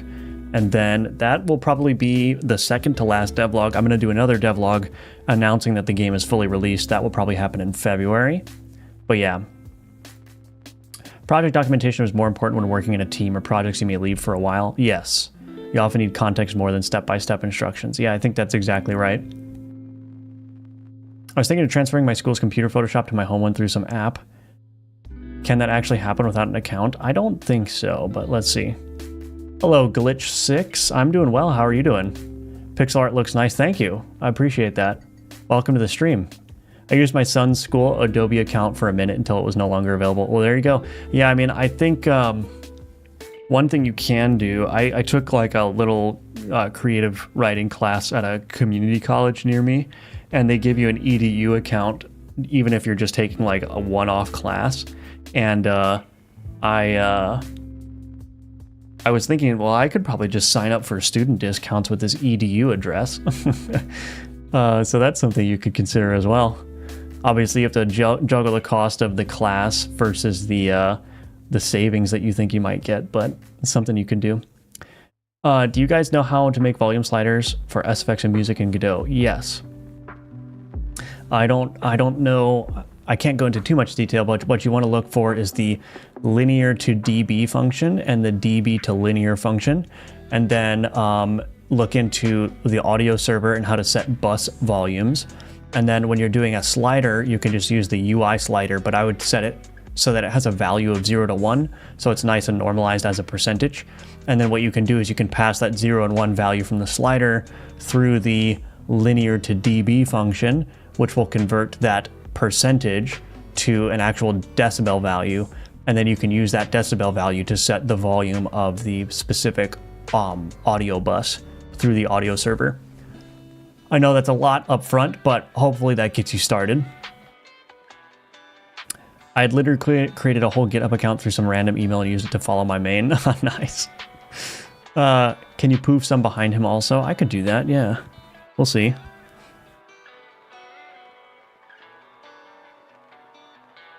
The level you're on looks nice. Thanks. Yeah, there's still some work to do, but it's a little bit of a cave level here. All right, so let's go ahead and see what this looks like.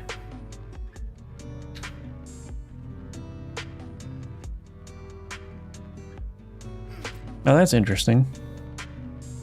Some of the explosiveness is happening.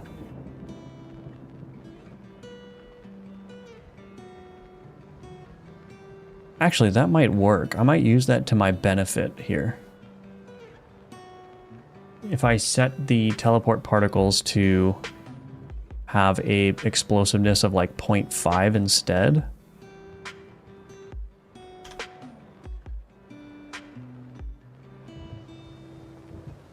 Maybe up the amount.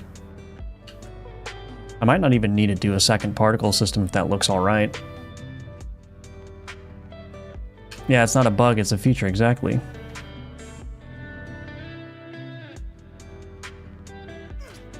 That doesn't look bad. I might have to up the explosiveness a little bit. Also, I want to make him like disappear at least a little bit. Like do a little bit of scaling. Yeah, I think that looks fine, honestly. I might up this explosiveness a little bit here to front load more of the explosiveness there, but then also I might move this down as well, just a little bit. Let's see what it looks like if I add like a scale in here. So right as it's about to emit, facing component,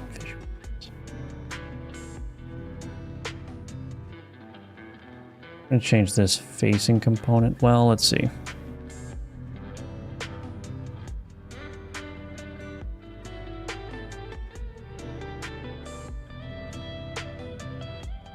I think I can safely scale the visuals here, but I'm not sure. Let's try it. Scale there. Insert key. Insert another key.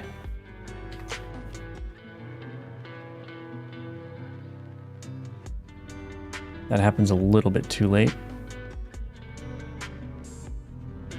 So it'll teleport, and then it will come, whoops, come back to 1.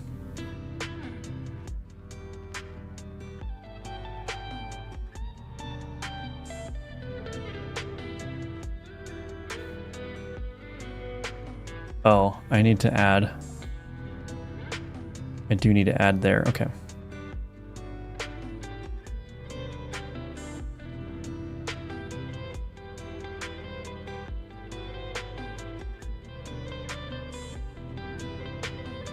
Okay, hopefully that gives a little bit more of an impression of teleportation. So that he's at least going invisible for a little bit, or she, or whatever it is.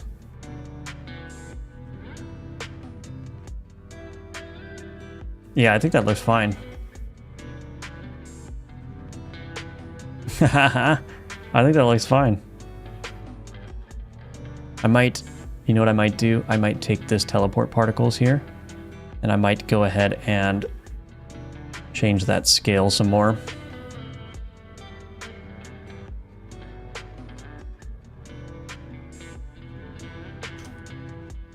Give it some bigger particles. Oh, I also need to change the angular velocity here. Give it some spin on the particles. And then the initial angle needs to be set. Actually, maybe I don't want angular velocity. I do want to randomize the initial angle though. Have you tried freelancing before? Is that a question directed at me, Slavi? I've never freelanced, no. I don't have any interest in doing that. I've been really addicted to games like Vampire Survivors. Well, do I know the perfect game for you? I think Gunforge isn't going to be different enough from Vampire Survivors. It's more like Brotato.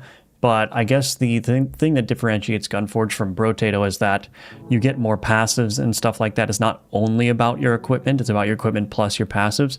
And also you have a more active role in aiming your attacks. So it's not like Vampire Survivors or Brotato where you're basically only worried about your positioning. It's you're worried about your positioning, you're worried about dodging attacks, and you're worried about shooting enemies. So there's a more active requirement in this game. So I think that's differentiates it enough. Yes, buy my course to figure out about sliders. Yeah, I mean, that is true though. In my 2D Vampire Survivors course, which is linked below, the entire process of creating a game is covered. So that includes all the ancillary stuff too, like options menu, pause menu, that kind of thing. So if you're interested to see what like an options menu implementation looks like in game, you should definitely check that out. But I'm sure you can find free resources online as well. I'm not saying I'm going to withhold this information unless you buy the course, but if you're interested in seeing how it works in a full project, you should definitely check out the course. Hello, the Red Velvet, welcome back. Krita is good for 2D art. It's free around $10 from Steam.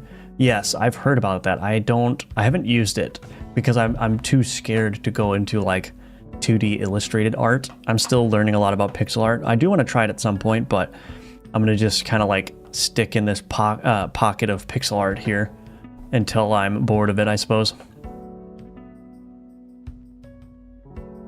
Awesome, Glitch 6. I appreciate that. Thank you. Y'all don't forget to share the stream. We got to get my boy Firebelly up to 70 viewers. Let's do it. Honestly, I'm like hitting 30 viewers every time, so that's like more than I ever expected. So thank you all for being here. It's a lot of fun. And I usually get a couple hundred views on the VOD as well. Some of them get like 600, 700 views, which I'm shocked by. But yeah, welcome to everyone. Yes, it was for you, Firebelly. I'm just trying to think of possible ways I can monetize my learning experience and skills. I think freelance is a good way of doing that. The reason why I don't... So I'm in the stage right now where I really don't want to do anything that's based on hourly compensation. And the reason is because there's no way to scale that except to work more hours, right? And what I'm trying to do is I'm trying to scale my income such that the money that I'm making is sort of not necessarily directly related to the number of hours I'm working. So I'm trying to have a bunch of income streams that are more or less passive, where I front load all the work and then it just continues making money, right? And so that's kind of what I'm trying to do now. I've got a number of courses that are doing that, but then I want to have a whole video game catalog as well. Just all of these evergreen products that people can buy that's going to consistently make me money. And so I may end up doing some kind of hourly work if my budget gets really tight and I just need a couple extra $100 here and there. But I really want to avoid that because, again, it's not scalable, right? You want to, at least I want to, decouple the amount of money that I'm earning from my hourly effort as much as possible. So that's kind of where I'm at right now. Oh no, what happened to that comment? All of Slavi's comments got deleted for some reason. Hello, Coffee Crow. Welcome back to the stream. Good to see you again. I'm doing well. How are you doing? I actually really want to try vector art. Yeah, vector art looks cool.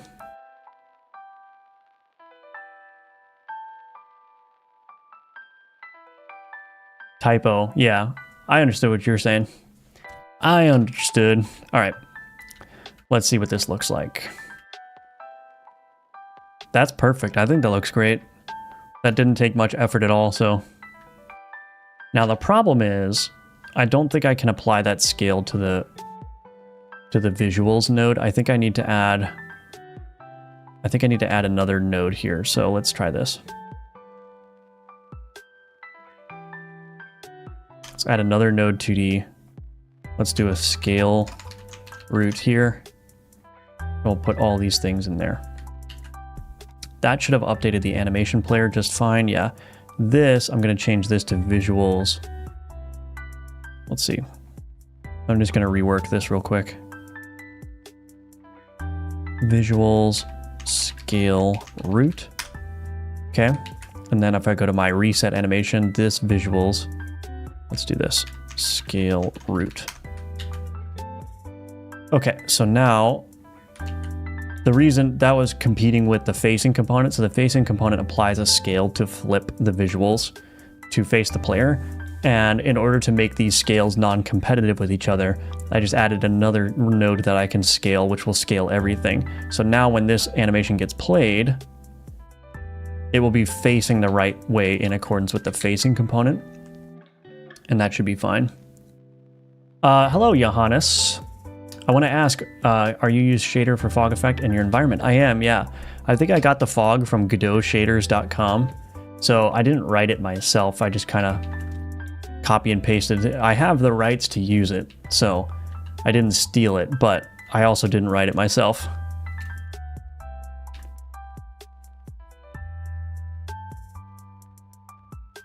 Nice, that's looking actually pretty good. I like that. I'm going to turn that knockback component down a little bit. Knockback component, let's just turn this down to 60 instead. And is that it? Is the gnome basically done? I need to add sound effects as per usual, but I think that'll be fine. Do you have a development studio name, something to do with Firebelly, I assume? I'm just calling Firebelly Games. I don't have like an official LLC or something. It's just Firebelly Games. So maybe I'll do an LLC at some point. It depends on what my tax person says I should do.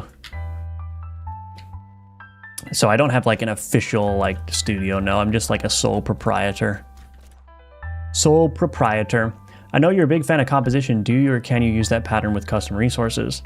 That's a good question. I think composition, the thing about, well, let's see. I think no, because there's no way to easily add components to a custom resource. So you're probably better off using some method of inheritance, or at the very least, like I'm using abstract classes for my custom resources. So for instance, I have like my gun magazine resource, which inherits from gun part resource, which inherits from resource, right? But I've got a gun receiver and gun barrel resource.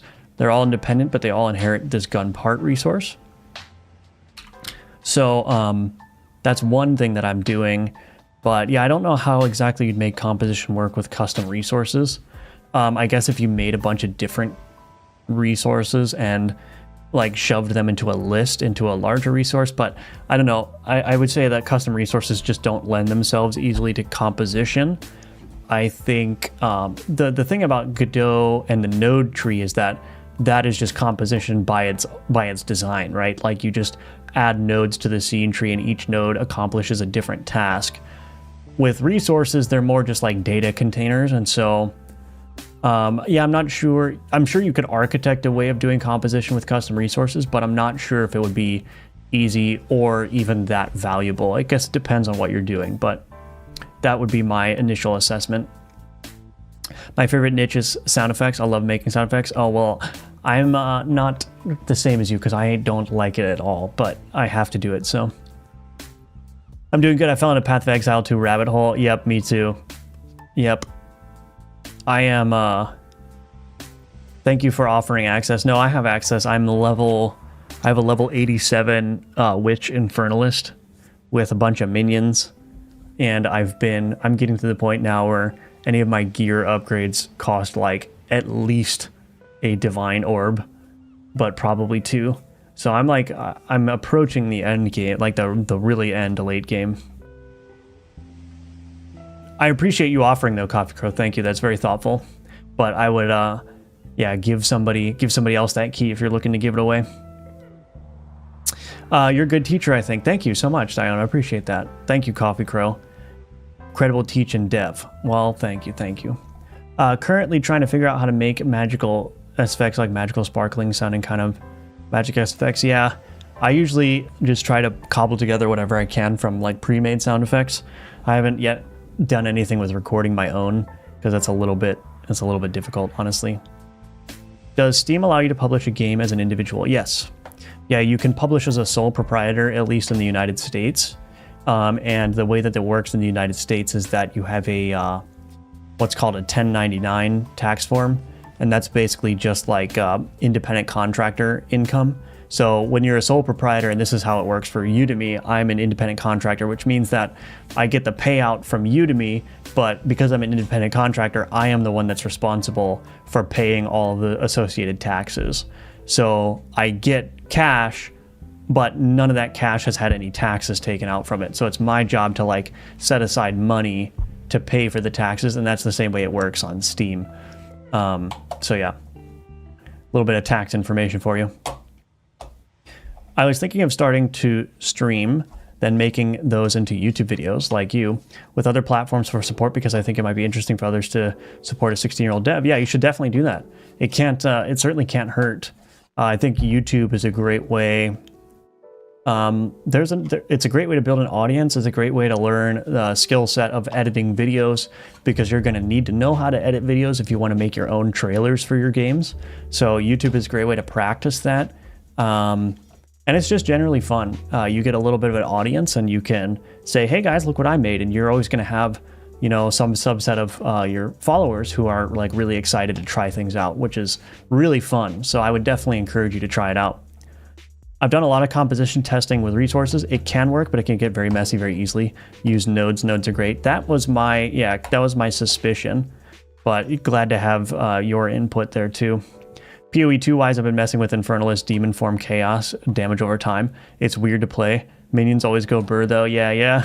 What's your bread and butter minions? I'm doing Reavers right now. I got so lucky. I mean, this is not a Path of Exile 2 stream, but I got so lucky. I was just running through the campaign, and like, I don't know if I was in like the second act 2 or the second act 3, but this Omen Scepter dropped that just had absolutely bonkers stats on it. It was like +4 to minion gems, 58% increased spirit, and like 25% increased presence area. And it had like attack speed on it or something. Allies in your range have attack speed. So just absolutely monster. That Scepter's giving me like 190 spirit with the +20 quality on it. Oh, it's so good. That was the luckiest drop I've probably ever gotten in any Path of Exile game ever. Anyway, let's see. Is there anything? Was I trying to check something? I don't remember. I stuck with Construct from Unearth to help with damage. Oh, yeah. Now I got a doggo thanks to that tanks things every now and then. Yeah, that Flame Hound is really useful because it just tanks 20% of your damage. I think it's 20%, right? So that's especially helpful. I find that it's really hard to get, not hard, but like it's not super straightforward to get defenses on an Infernalist. I'm maxed out on all my defenses. I'm trying to cap my block chance right now, but because I'm using a shield, but it's very difficult. It requires you to go to some weird parts of the tree that aren't minion related, which hurts my heart.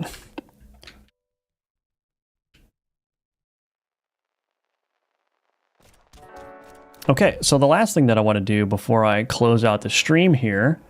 So what did I do here? Yeah, just gnome changes. I don't remember what I just did, so we'll just call it gnome changes. Let's go to void arena, and I'm going to add instantiate child scene enemy pool item component. Let's do gnome quick load and gnome here. We'll start it at wave, so we'll start it at wave 0-2 and weight of 5. I think the crab is 10. Yeah. All right, let's go ahead and try this out, and we'll see what this does. I'm going to see what it looks like with the crabs and the gnome all together.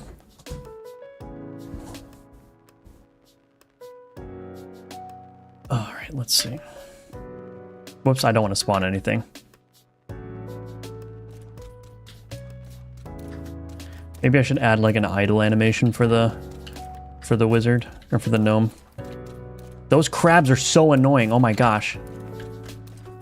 I succeeded in making probably the most annoying enemy in all of Gunforged. Oh my goodness. They just don't take damage.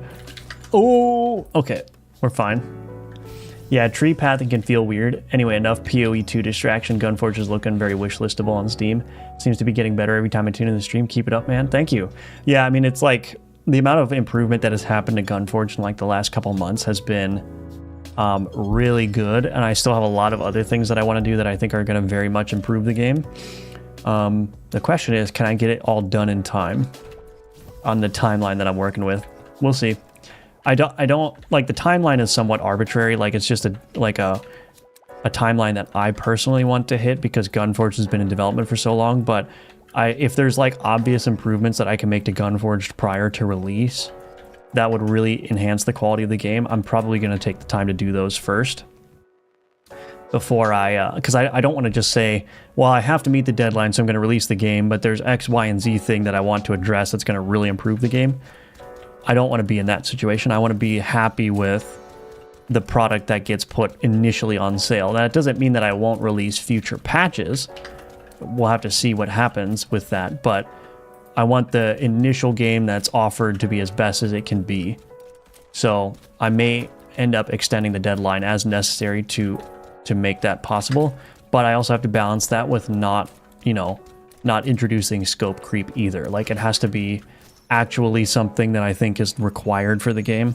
Like, somebody left a comment. I've actually received multiple comments that people are like, we would love to have a little bit of a backstory here, like an NPC that gives you some backstory. It's like, is that something that, it's going to add a little bit of time, but, how much time realistically would it take to just add a little NPC in the hideout that just says, hey, welcome, and gives you the rundown?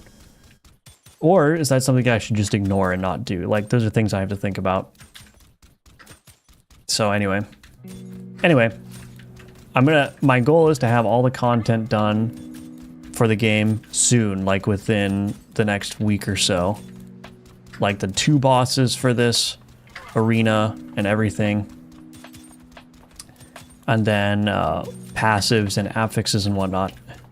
And then I can spend the month of January polishing everything up, adding final systems, all that stuff.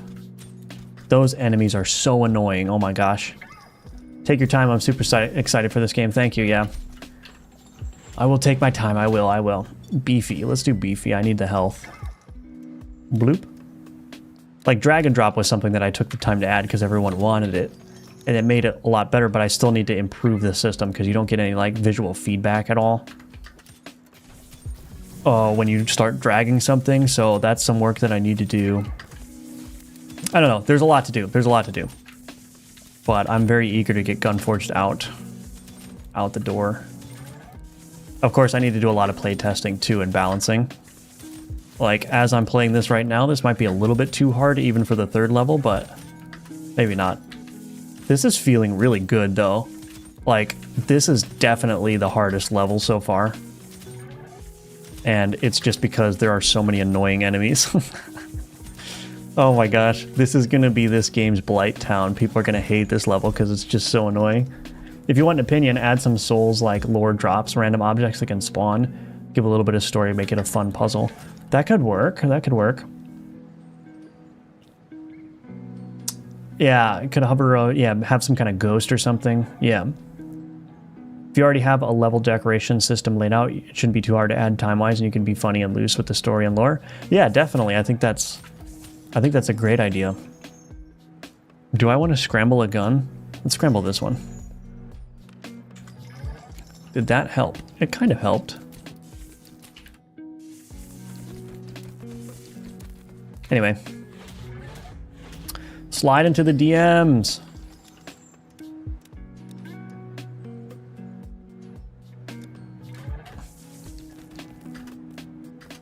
Look at that. I also reduced the dash recharge time by quite a bit, but then increased the amount recovered, or the recovery, or there's a meta upgrade that is like 20% reduced recharge time, or 20% increased recharge time, or something like that for the stamina.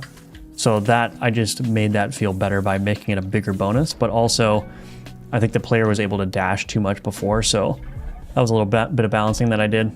This is looking incredibly fun, though. I can see many hours and late nights for me in this game. Awesome, yeah.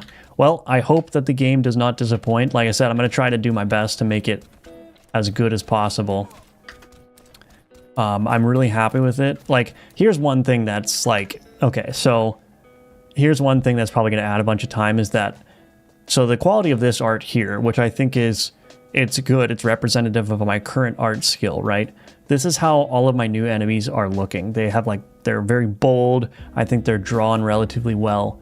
But then if I go and I look at assets, entity, if I look at like the first enemy that was ever in the game, that's what it looks like. So it's like, there's a little bit of a style inconsistency here. And I think that's true of a lot of the early enemies that I drew. So I may need to go back and like update the visuals and animations for these things. Like, cause initially, so there's a couple of things here. Initially, the idea of Gunforge was like everything was going to have a gun. And so I made these floating hands and feet and like this, and it was going to have a gun that the player could actually loot. But the game changed so much, and now I don't really want to do that system anymore where enemies have like guns that the player can wield. So I want to like redo this rat here, doing more of this style where I'm actually drawing the arms and everything. So this is the problem, is like as my art skill has gotten better, even while working on this game, now I've got old art that's out of date that needs to be updated. And I'm like, it probably should be done. It probably needs to be done, but it's going to add a bunch of time. So that's kind of the things that I'm wrestling with, is I'm going to go back and redo a bunch of things. So yeah, I don't know. There's just a lot of work to do. I've got enough time. It's just I do need to start making more money sooner rather than later, but that's not going to happen if I release an inferior product, right? So I have to balance those considerations as well. It's fine. If you want to help me out, purchase one of my courses. That would be much appreciated. That's the main way that I'm making all of my income right now. But again, Gunforge is going to be out soon too, so you can also wait for that if you're interested in financially supporting me. Any plans for a difficult enemy for this stage that doesn't rely on bullet patterns? Yes, yeah. So I'm doing a mixture of enemies that have like area attacks, like the telegraphed ground attacks, and then bullets. I wanted to get some of the bullet enemies out of the way because I do need enemies that shoot bullets, because some passives rely upon that. Namely, the passive that allows you to clear bullets on dash would be entirely useless if I didn't have enough enemies that shot bullets. But the next couple enemies that I make are probably going to have primarily like ground-based attacks where they set up an area, a danger area that does damage after a period of time. I get that. You got the skill. Make sure to stream the art redrawing. There's a lot we can learn from that as well. Will do, for sure, for sure. Okay, what did I do here? Yeah, undo, debug. All right, but that's going to be it for the stream today. I'm going to go grab my lunch, and then I also have an appointment to get to relatively soon. So thanks again, everyone, for watching. It was great to have you all here, everyone. Thanks, everyone, for interacting in the chat, and also thanks to the lurkers or the people watching the VOD. All of you are greatly appreciated, and your support is also greatly appreciated. Again, check out the links in the description below for all the ways you can support me.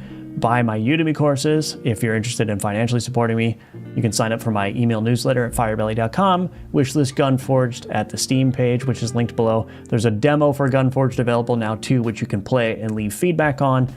And yeah, otherwise, like the video, subscribe, all that good stuff. That all helps. So, all right, thanks again, everyone. It was great to have you all here, and I hope you have a great rest of your day.